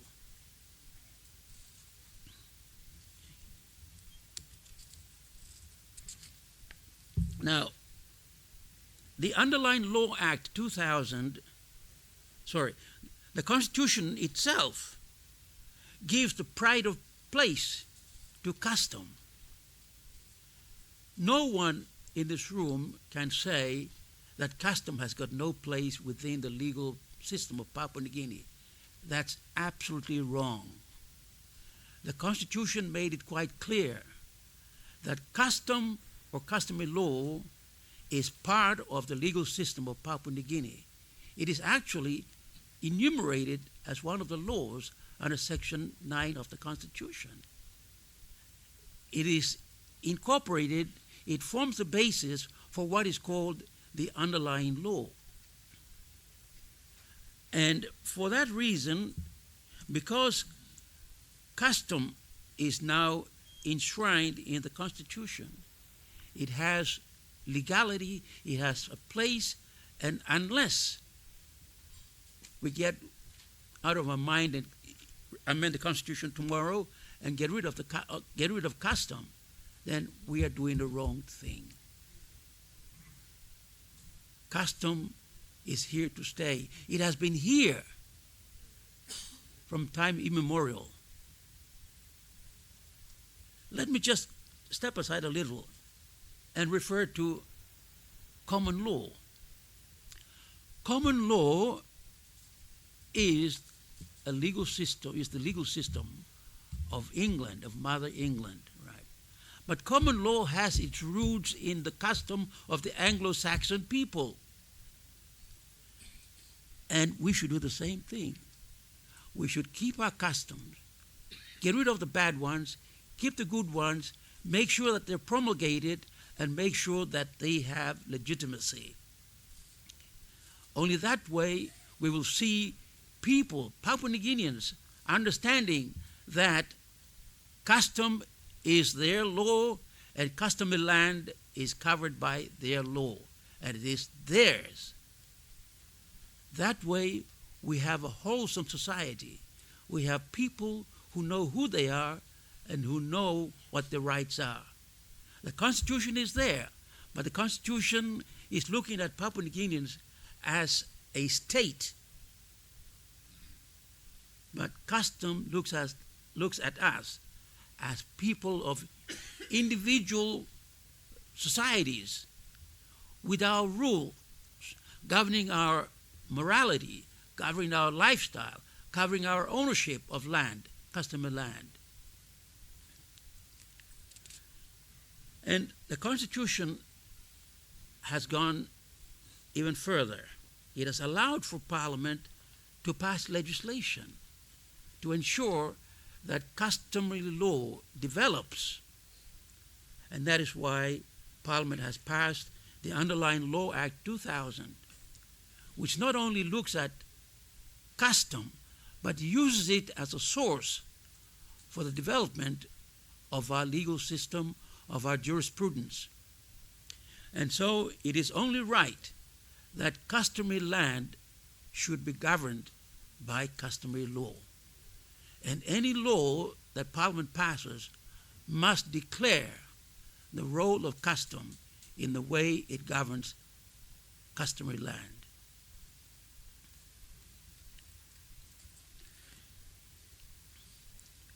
What about our society?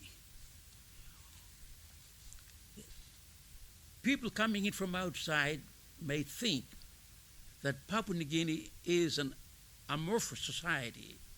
It has got no roots, just one mass of people. Not at all. We have different kinds of societies in Papua New Guinea. The two main ones are matrilineal and patrilineal. But there's a variety, what we call the kind of society where members claim land, claim line of descent on both sides of the family, either the mother or the father. And these have implications for inheritance of land, for ownership of land, and so forth and so on. The way the society is constructed, the way the societies are organized, tells you how the land is going to devolve, how it's going to move. So if you are in a matrilineal society, then of course you don't go to your mother for land. It's your sisters who must go to the mother. You go to your aunt. If you're from a patrilineal society, then of course your entitlement rests with your father. But where you are both matrilineal and patrilineal, then you have both sides to play with.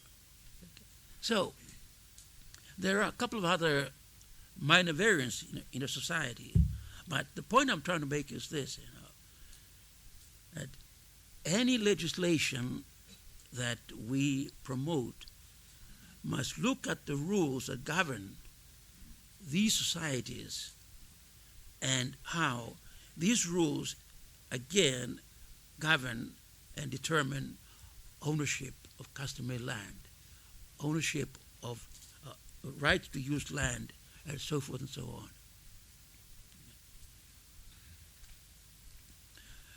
Now let me go to Section 53 of the Constitution.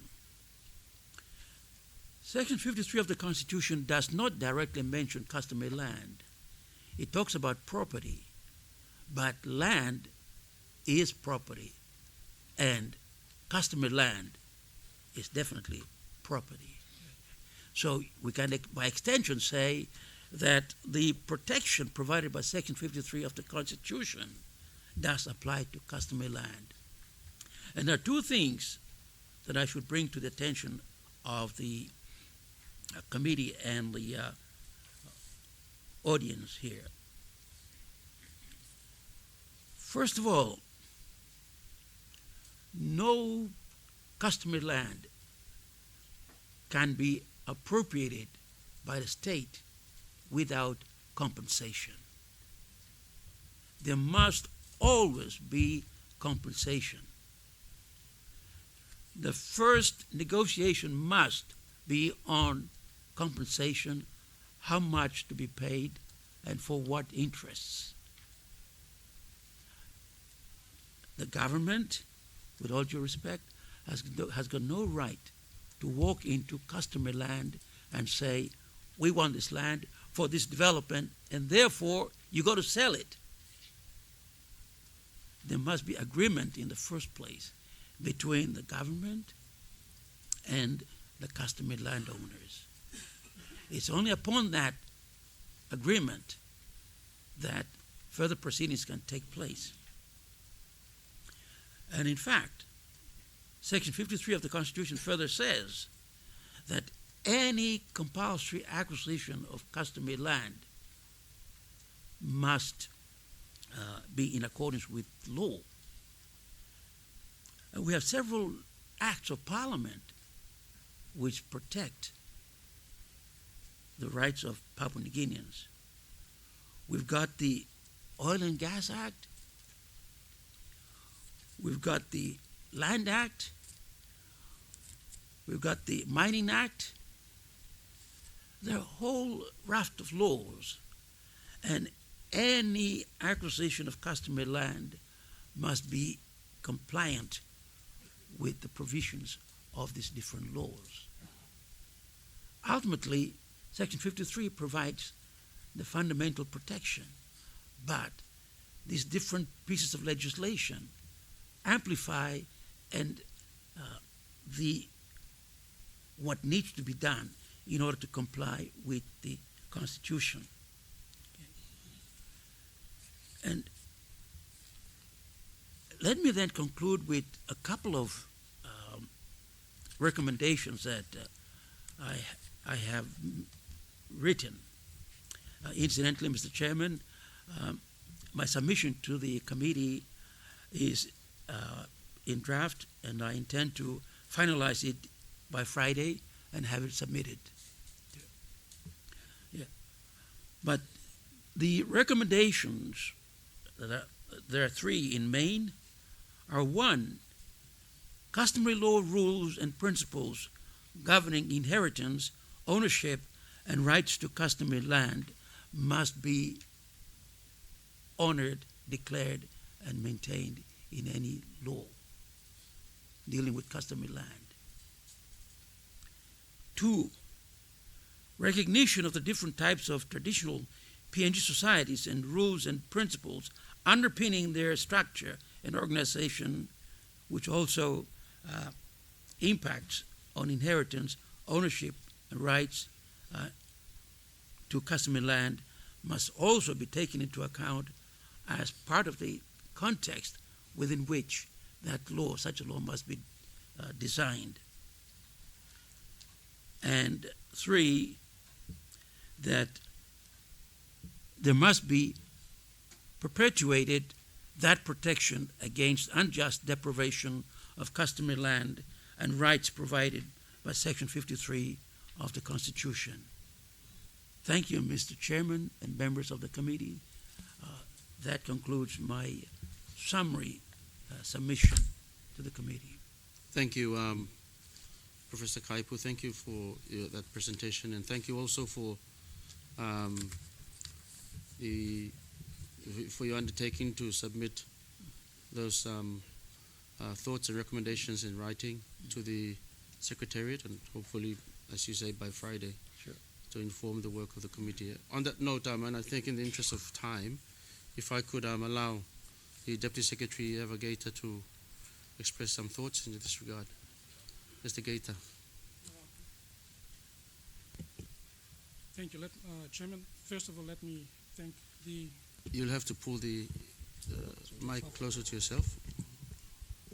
Mic clear now? Thank you. Chairman, first of all, let me take this opportunity to thank the Marape-Rosso government for setting up this special parliamentary committee. And Chairman, thank you for your chairmanship, and the members of the committee for allowing us to be before yourselves in relation to customary land and customary land reform agenda. Let me quickly say this. I appear on behalf of the Secretary for Justice, Dr. Eric Kwa, and let me apologize on his behalf for he has just traveled in from overseas. As far as the Department of Justice is concerned, there's two things that would probably, and I'd like to also ask the chairman that during the week we would like to submit our detailed submission on the department's position in its thoughts. But two things that are quite apparent for now. It would also be important that we also invite the National Lands Commission as well to be part of this forum. We, after 2 or 3 years ago, after a particular legislation was passed, the National Lands Commission is established, and it takes a very distinct role. The question is, how does customary land matters, how do we address ownership issues between the National Lands Commission and the Lands Department? That has, it is ongoing. We would perhaps, it would only be appropriate if we invite the National Lands Commission to make a presentation before this committee. The part is crucial. Having heard from Dr. Osman and Professor Kaipu and others as well, it's become apparent, as we know, in the administration of land, customary land, that collaboration is quite crucial and important.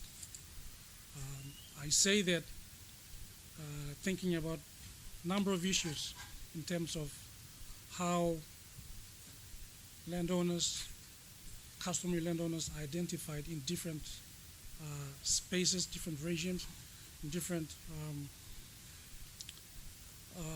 all for development purposes. For example, when it comes to land compensation, as stated by Professor Kaipu, when it comes to land compensation, we go through the Land Act, land compensation under Section 53 Constitution. We go through the Department of Lands to identify the landowners for purpose of compensation. And even under the Land Registration Act, if for purpose of issuing certificate of recognition of ILGs. And then you also have the Mining Act and the Oil and Gas Act,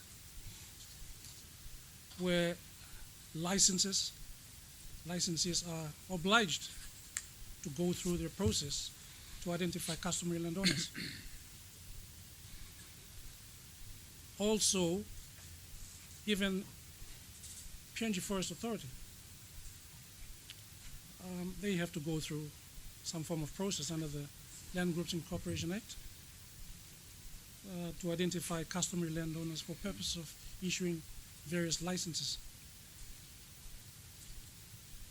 And even under the Land Commission Act, former Land Tenure Conversion Act, former.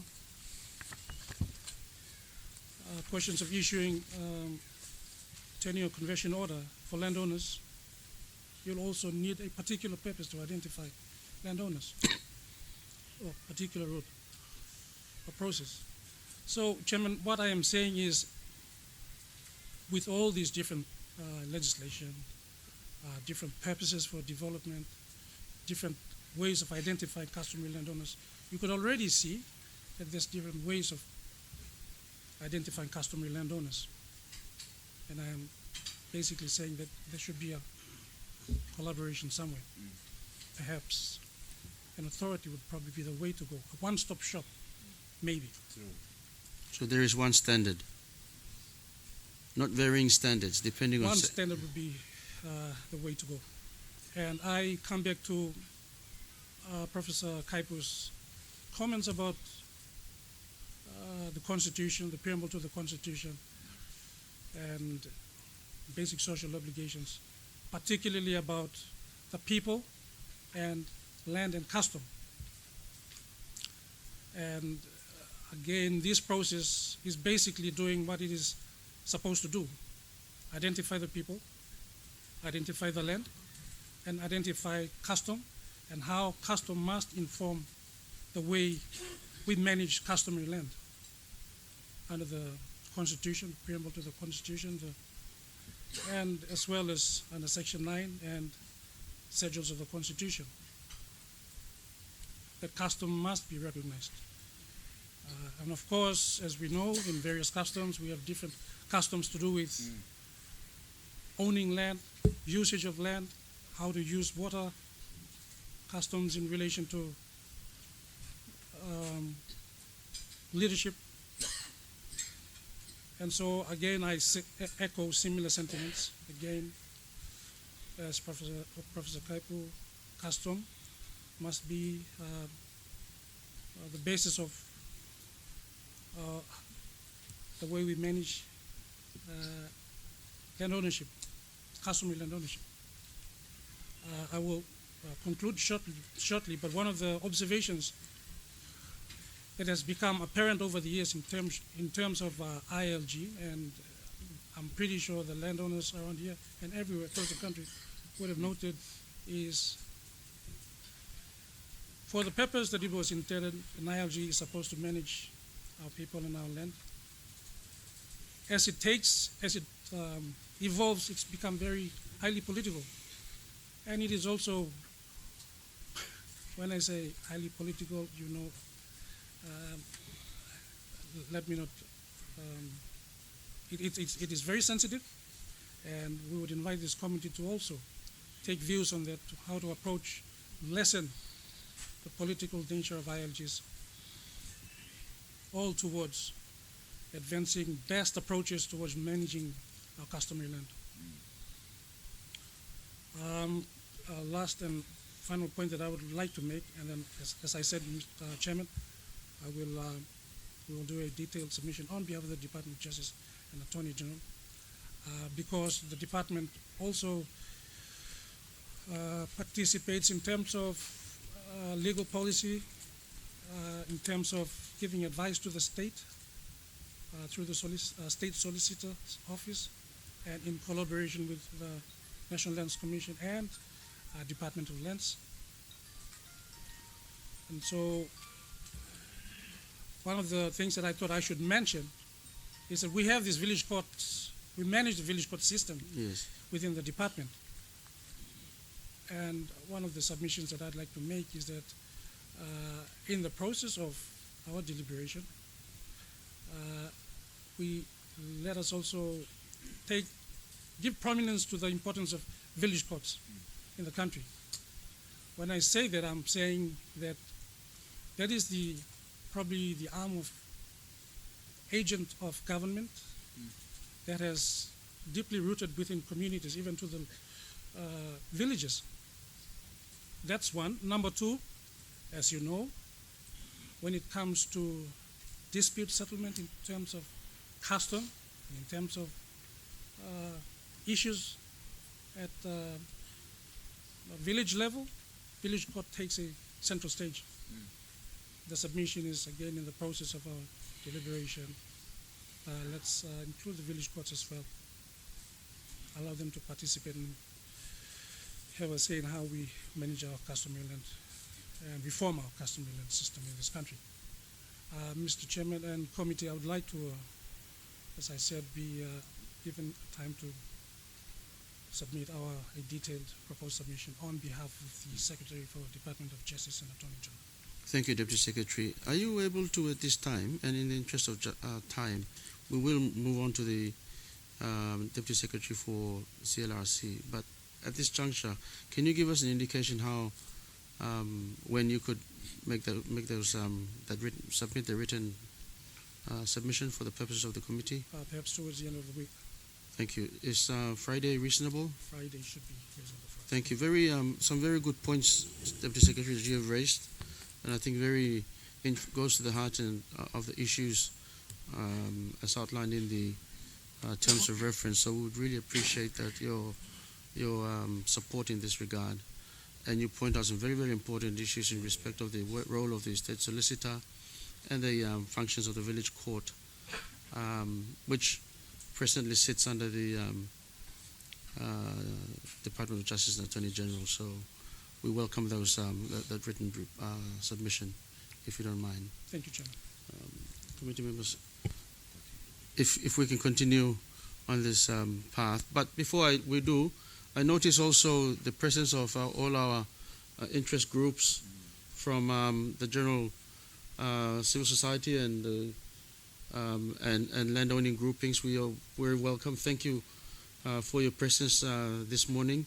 Your input will support, obviously there's some very important points that have been raised by the Department of Lands and NRI and everyone else who made presentations this morning. So by your silence, I understand that there is some consensus on the thinking thus far.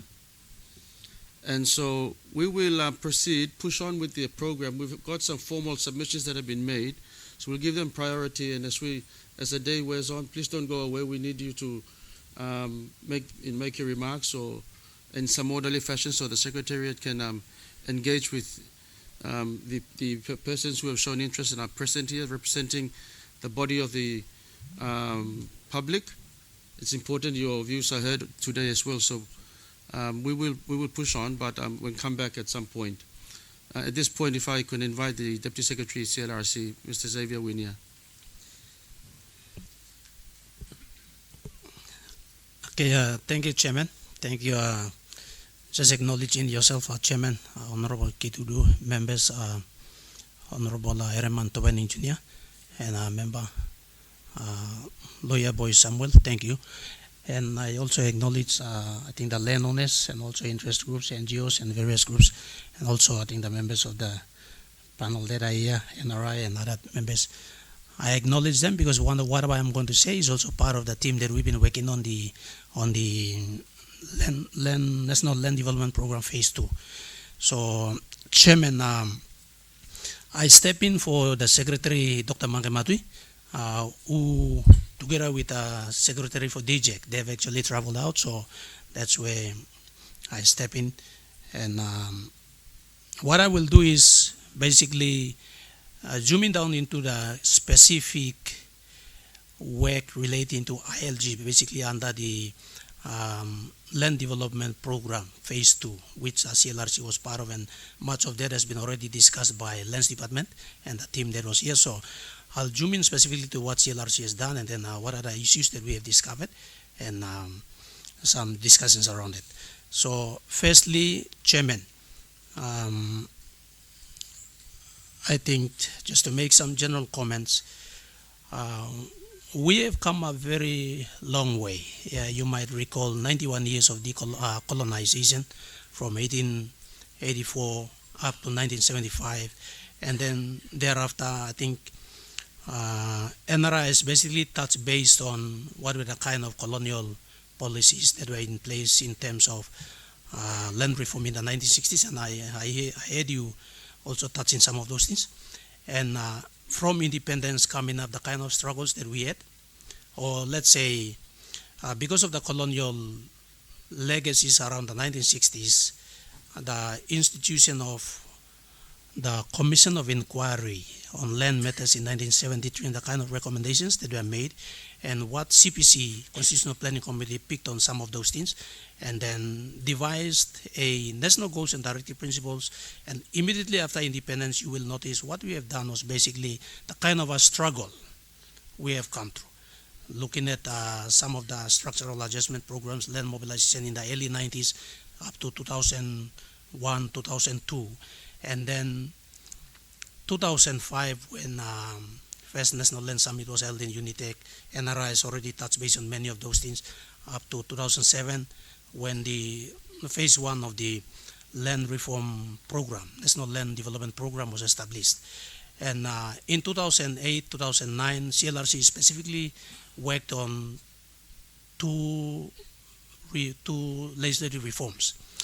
And one of them is the review of the Incorporated Land Groups Act 1974, which resulted in the ILG Act 2009 amendment. And the other one is the review of the Land Registration Act 1983, which led to the establishment of also the voluntary customary land registration process. So that particular reform, CLRC focused on that, and as NRI has rightly mentioned in his presentation, Dr. Sanira, you would notice that much of the recommendations that were made out of 54 were not implemented. And so the review was done in 2009, the National Land Summit. And of the outcomes of that summit was the 2017 resolutions. And so what we have done under the phase 2, which I was part of the technical committee, or CLRC was part of the technical committee that worked on the implementation of the 2019 summit outcomes or resolutions.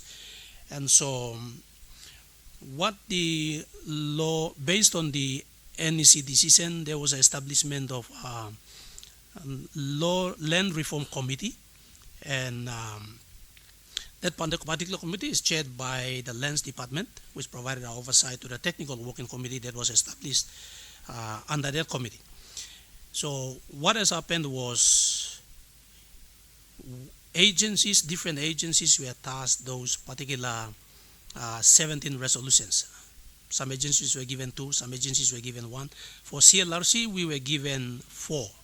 And so my discussion will basically zoom down to those 4. But Chairman, let me just say this. This particular discussion that we are having now, and with the committee, your committee leading this discussion, is very important at this juncture when the country is we are a few months before we celebrate the 50th anniversary.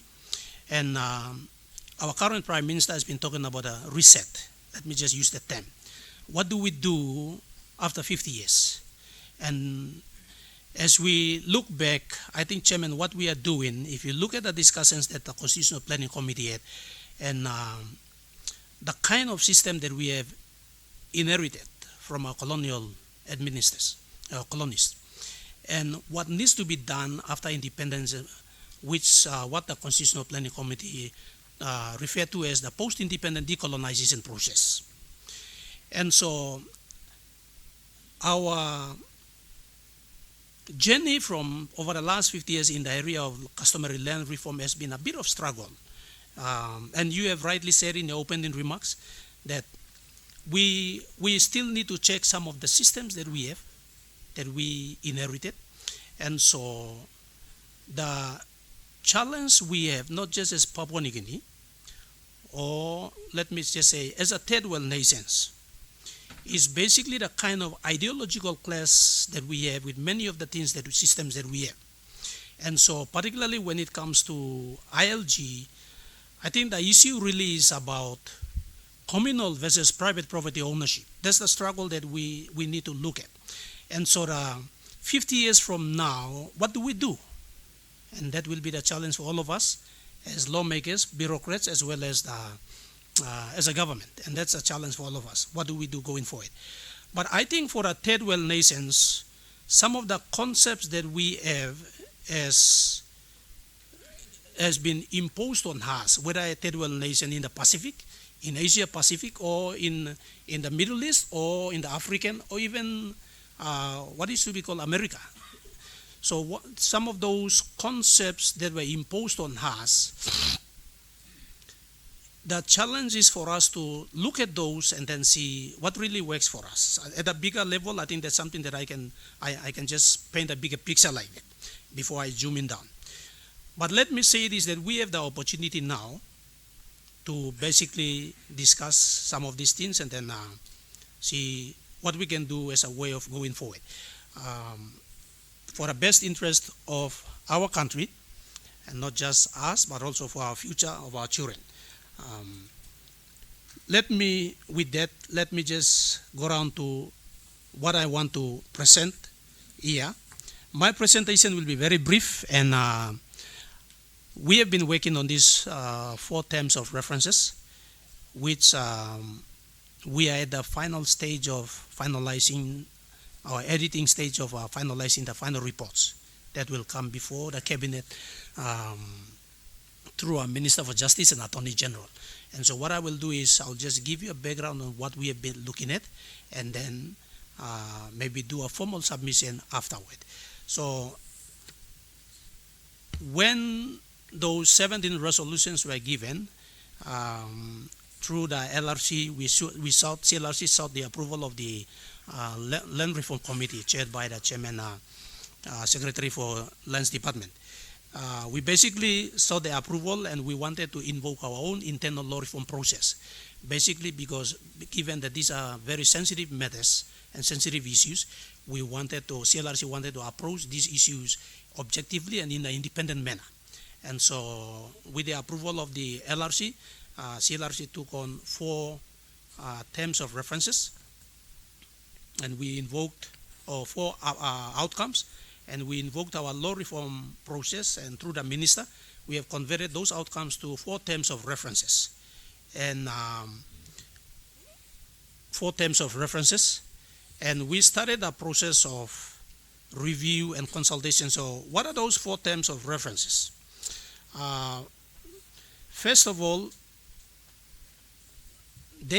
one is the resolution of outcome number 11, which is underwater lease and waterways. Underwater lease and waterways. Second one is the resolution of outcome number 12, which is the integrating urban villages into traditional towns and city planning, or urban growth. Third one was the resolution outcome number 13, which is on land compensation. And fourth one is the legal versus customary rights ownership. I'll take time to just go through, briefly explain what they infer.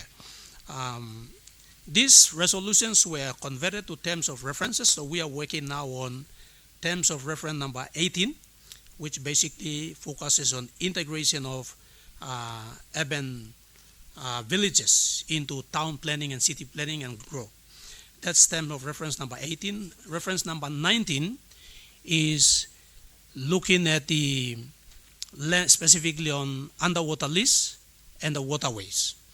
Reference number 20 is on land compensation, And reference number 21 is on the conflict of laws between ownership according to custom and ownership according to statutory law. Those are issues that we were looking at. So term of reference number 18, under term of reference number 18, the key issues that we are looking at, this particular term of references focuses on the landowners who either you can look at it in the Mosby setting or people in Ley or the Moke people tribe in Mount Again or like Kokobo, for example, or even the provincial centers where they have actually sacrificed their land and given their land for the development of towns and cities, or even you can also look at it in the context of development activities like minings or projects activities, or even say development activities, agricultural, bigger, large-scale agricultural activities like SABLs and other things. They've given their land, sacrificed their land for those development activities. But the challenge is many of these people are not participating in the decision-making process, especially in the municipal bodies that are making those decisions, or physical planning boards, for example, or the land boards, for example, either at the national or the provincial level. So this particular terms of reference basically looks at how do we get these landowners who are sacrificing their land. And I hear the panel and the members of the panel or yourself saying, land is life in Papua New Guinea, and life means everything. And so if a landowner is giving away his or her land for the development of the country, what do they get in return? How are we helping them? Those are issues that CLRC looked at. And so in this particular term of reference, it has two dimensions to it. One of them is their participation in the decision-making process. One. The second is how are they benefiting from this? For example, if you get a land of the Motukoida or the Moke people or the Hai people to build Ley City, then do we have some kind of special service treatment or scholarship treatment or some kind of benefits that you specifically allot to them? Or we push them to the peripheral of the cities and towns, and then we allow them to struggle and compete with everybody else. Those are issues that we've been looking at. So some of the key specific areas that we looked at, one of them that we identified is lack of a national policy on how we should integrate these landowners into the development aspect of the country over their land. And the other issue is the question of single legislation, whether we can provide a law that specifically dealt with these kind of issues. At the moment, we have different pieces of legislation that are currently dealing with those aspects, but it's either at the Physical Planning Board Act, it's at the Physical Planning Act, or it's at the Under Land Act, or at the Provincial Local Level Government Act, or the DDA Act. Those are issues that we have been looking at to see how they are participating in the decision-making process. So we see that there is a problem of legislation. The other thing that we also looked at is if we are helping the landowners to integrate into that in part of the development process, then how do they organize themselves? Do they organize under ILG system or the VCLR process to participate? Or should we just allow them to relinquish their land, state acquires it, and they become bystanders? Those are issues that CLRC has been looking at. So in terms of the registration process of the ILG, that's something that we have also looked at. The length, the complexities that are involved, the fees and cost of surveying, those are the things that we have looked at. Those are the things that CLRC has looked at under this particular term of reference. Representation again in the municipal authorities, and also the issue of, again, whether if we are going to give landowner representation, effective landowner representation, then whether we need to, given the complexities and the difficulties that we are facing in the current ILG and the voluntary customary land registration process, whether we need to have an independent body that can be also managing that aspect. independently from what the lands department is doing. So those are some things that we have looked at. The other aspect we also looked at under this particular term of reference is the issue of rural-urban migration. And if you look at the cost effect of it, you find that many of our rural provinces, districts, LLGs, wards lack service delivery, and part of the contributing factor towards people moving into the towns and cities and now affecting the landowners in those towns and cities and struggling or competing with them at that level is basically to do with the absence of service delivery, and those are issues that we are also looking at. Insects always follow where the light is, and that's basically what's happening in our cities now. And so CLRC has also looked into those aspects and provided some discussions around this. The second term of reference is on the land underwater lease and waterways. I think this is a new concept in the country and not very much captured in law. And so if you look at Land Act doesn't really define what underwater lease is, ground underneath the water. Na usar ownims na ground. Those are issues that are not really clear. And you look at a land in terms of rivers, but also for the coastal people, the land that is in front of the sea and going forward. So we looked at issues that are happening with Tuna Bay in Tamlolong, Anuabara, where this park area where people creating a land in the sea and then claiming that that's where now they own it. So those are the issues that CLRC has been working on. So look at the nitty-gritties of that. So the issues here is that the issue of traditional concept of land, how far a traditional clan basically owns a land from, say, for example, the beachfront. How far does it extend towards the ocean? And where does it stop? And where does the territory ownership starts and ends? So those kind of nautical limits, that it's a bit technical. So let me not go around that far, but it's a bit technical. So CLRC is working on those issues under this particular term of reference. So you clearly see the traditional riparian rights of the landowners as compared to the statutory law. Where does it stop? So those are the things that we are looking at under this particular terms of references. And I think Chair, some of the critical issues that we looked at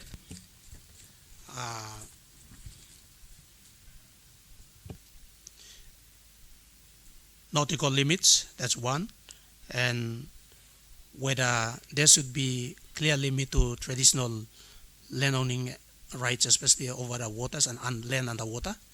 And that also raises the issue of if the resources are found at a certain land submerged underwater, where does the ownership, who really owns? So we have looked at some of these issues, and so CLRC will be basically providing that submission based on those, especially the final reports that we are now finalizing on. Term of reference number 20, term of reference number 20 is on land compensation.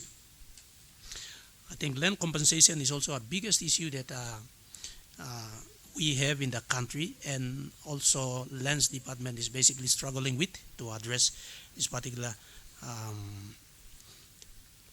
issue. And this particular term of reference, there are a number of critical areas that we are looking at. Compensation is basically based on or determined by, you go back to the issue of definition of land. What is land in Papua New Guinea? And Professor Keipu just mentioned something about the customary, how Mibla Papua New Guinea define and see land in our customary or Melanesian context as compared to the definition of land that is provided under the Land Act, the statutory law definition.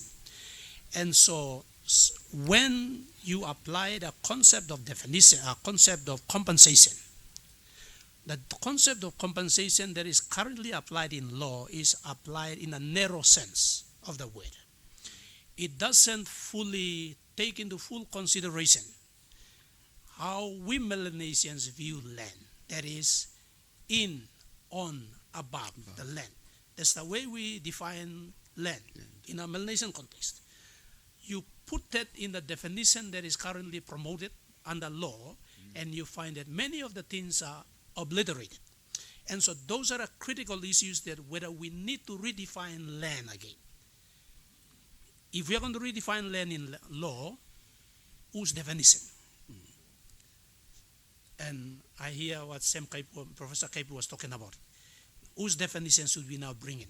And that's where I mentioned something earlier in my opening remarks, that is to do with now the ideological, to do with the definitions and the concepts. So these are some things that CLRC is looking at. We also look at the issue of benefit sharing, and I remember, Chairman, you talking about it. Benefit sharing can also come in, and Professor Cape also mentioned about Section 53, which basically talk about compensation regime system. And so, if we are going to compensate landowners effectively and fully, then should we go by the current definition of land and the current definition of compensation that is currently in law, or we need to relook at some of these things and then redefine that reflects landowners' interest, Papua New Guinea's interest, and state interest, and the developer's interest. Those are dilemmas or the issues that we are looking at the moment now. Redefining some of the concepts that are currently at play in the current legal system. Again, the other issue is this particular review on land compensation that we are doing is the issue of upon the acquisition, whether it's land is acquired by compulsion, that is by a compulsory acquisition, or if it is by agreement for development purposes. Whatever the method that is used, the system of compensation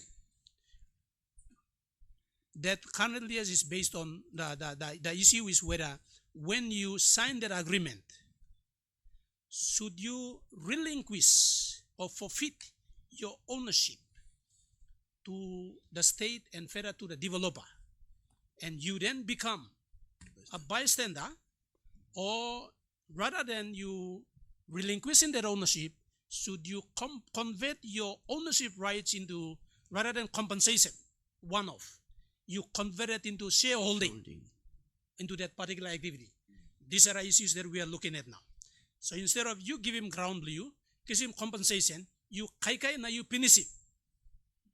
While the developer or whoever is making, becoming rich on your land, whether you should convert that particular compensation into shareholding or some kind of a thing that there is a perpetuity, you still continue to be the shareholder in that particular activity or development activity. These are issues, Chairman, we are looking at now. And so that's something that we will be making submissions as to what were the kind of findings that we had when we did our consultations. So that's that. And the other issue that we are also looking at when it comes to compensation, and Professor Kaipu has mentioned about Section 53. Section 53 is an important provision in the Constitution because it protects customary landowners from their land, abuse of their land. But it speaks two languages. One, it protects Papua New Guineans from their property, which includes land, but it also allows for the state to acquire based for the purposes of development, for the collective welfare of the nation. And so, critical issue for us is the compensation part of it. Chairman, I mentioned earlier the concept of land which need to be defined properly, and when you define it, then you now also need to redefine the concept of compensation scope of it, to what extent, how far should it go, how deep should it go. Those are issues that need to be clarified in law. Once that is done, then Section 53 compensation system, when a property is acquired, then Section 53 provides for that compensation system. So the issues that we are asking is, should there be a specific formulas that punched into Section 53. Or Section 53 can provide a law specifically for a compensation system in the country. Why this is important? Because if you look at it, there are different. Section 53 only talks about compensation, but oil and gas is provided under Oil and Gas Act. Mining compensation in relation to mining development activities is provided under Mining Act. Forestry under Forestry Act. Fisheries under Fisheries Act. So you can see compensation are captured under different pieces of legislation. We are looking at whether we can now be able to provide a single legislation that provides a compensation, standard compensation formulas for different development activities or different sectors. Those are issues that we've been working on. So, Chairman, let me just go around to term of reference number 21. And term of reference number 21 looks at the legal versus customary land rights ownership. This, again, comes to the issue of this particular term of references is likely to have constitutional implications, and that's where CLRC was given this task to also look at it. And so, looking at the concept of land and what constitutes land. You look at Section 53 also. That's also a very important section that we are looking at under this particular terms of reference, and whether land can be defined properly in the Constitution, and ownership of it can also be defined properly in the Constitution. Those are issues that we have looked at, and we're looking at, and also when that is done, whether how it is going to have implications on the ownership of resources also under the Mining Act and Oil and Gas Act. Those are issues that we have also looked at. And as I said, it will have some constitutional implications, and we're also looking at that to provide a way forward for the government. And for this committee, we can provide that recommendations. And so, these are some things that I think we are looking at under this particular term of references. CLRC has done extensive consultations on this particular 4 terms of references with the support from NRI, Lands Department, Treasury, Finance Department, Planning. We did consultations on these 4 terms of references around the country, and draft report and draft recommendations were also presented to the public stakeholders at a seminar in Mosby, I think earlier this year, and the commission is finalizing the final reports, and which will contain a series of recommendations addressing these specific issues. And CLRC will be happy to present the copies of those reports to the committee to assist you in what you are doing. And Chairman, with that, I think in conclusion, let me just say this. I think our current Prime Minister, when he became a Prime Minister in 2018 and 19, when the National Land Summit was held, he basically made the position very clear that the government will support this particular program, and it's important that to see you taking the lead. And I think one of the challenges that we see, and I recall NRI's presentation, which Commission agrees to, is the lack of implementation, and one of them is also the support, especially from the lawmaking body, and that's something that's a challenge. That has been the challenge, and with this committee, this is something that I think NRI has made a very important recommendation on the conversion of this to not just a parliamentary committee, but a permanent parliamentary committee that can be able to provide an oversight on many of the ILG or customary land matters that we are dealing with, and the kind of issues that we are dealing with in the country. So thank you so much, Chairman. Thank you, Mr. Winner. Some very important points you have raised in your presentation, and if we could also have a copy of your submission, and also any supporting documents, including reports from the CLRC pertaining to the 4 terms of reference you referred to in your presentation. Very helpful, and I believe as the extension of Parliament, this committee would be well informed and well placed to map out the way forward, if you like. But I wanted to hear a little bit more from you in relation to this purported new concept of underwater leases and waterways, because I have a very strong conviction that this is not a new concept to Papua New Guineans. It's a new concept to the West, perhaps, maybe a new concept to the then colonial administration, and maybe the white man, if you like. Pardon my references, I'm not racial. But the fact of the matter is, I'd like to think this is not a new concept. Because, and you pointed out some points about definition of land. Land in the context of the common law. And now you've brought out a very important point, land in the context of the Melanesian peoples in Papua New Guinea.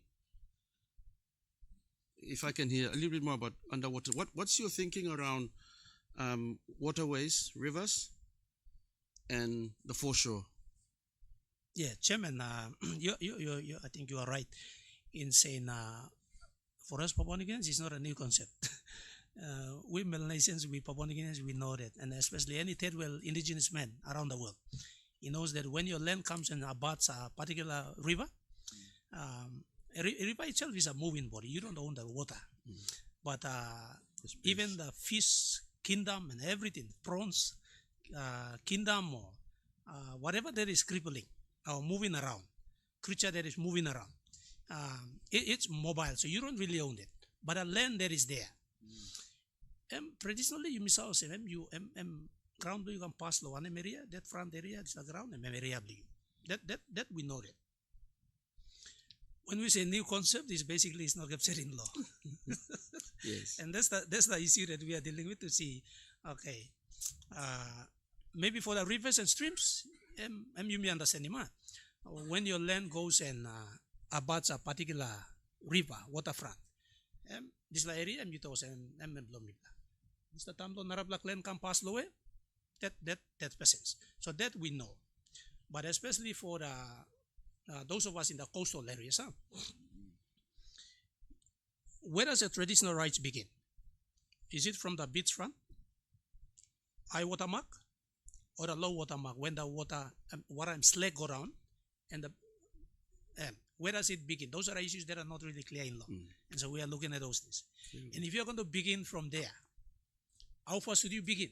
How far should you go? Is it 15 nautical miles, 20 nautical miles?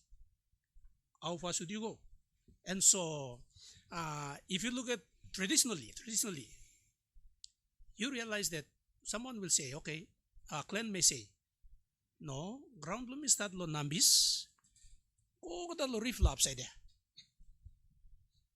Well, we talk to the Paramana people, or Abao people, Makeruku and Kamali people, and they said, we fish all the way to Paramana.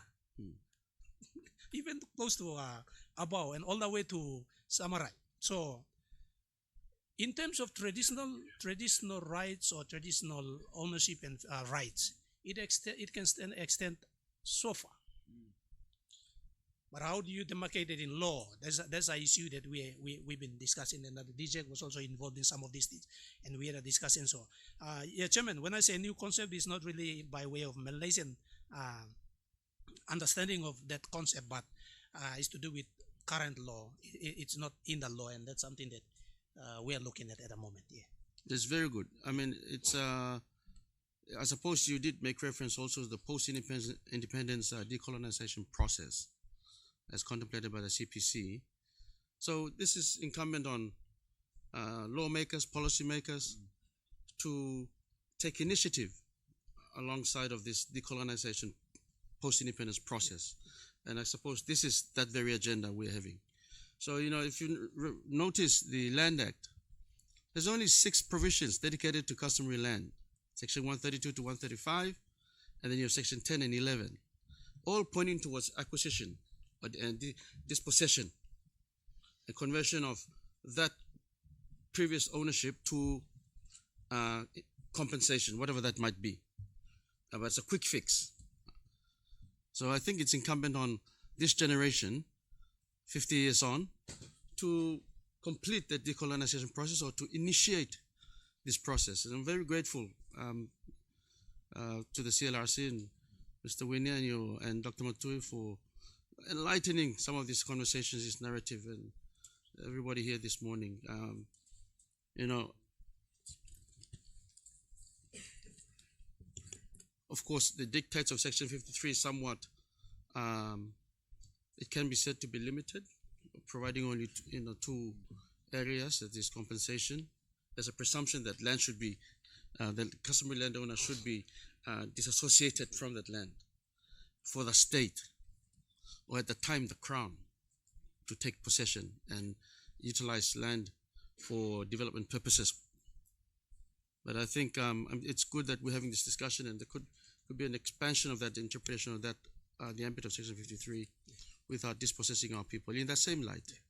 So thank you. We look forward, the committee looks forward to receiving those source documents, the reports and recommendations as quickly as possible, because our time is limited. It would be a great privilege, great present in the 50th anniversary of this country's post-independence process to have some real tangible recommendations and resolution in the context of law on the floor of this parliament. And your work, everybody's interest and work in this this morning and in this entire process is very much welcome. So like I said earlier, towards the tail end of the afternoon or today, would like to have some views from the general public who are here this morning. So thank you very much. If there's no other additional comments or supplementaries, thank you very much, gentlemen. You can be excused at this time. Thank you. Thank you. Thank you. I think Chairman, sorry, I have a presentation which I can just yes, give. please. Thank you.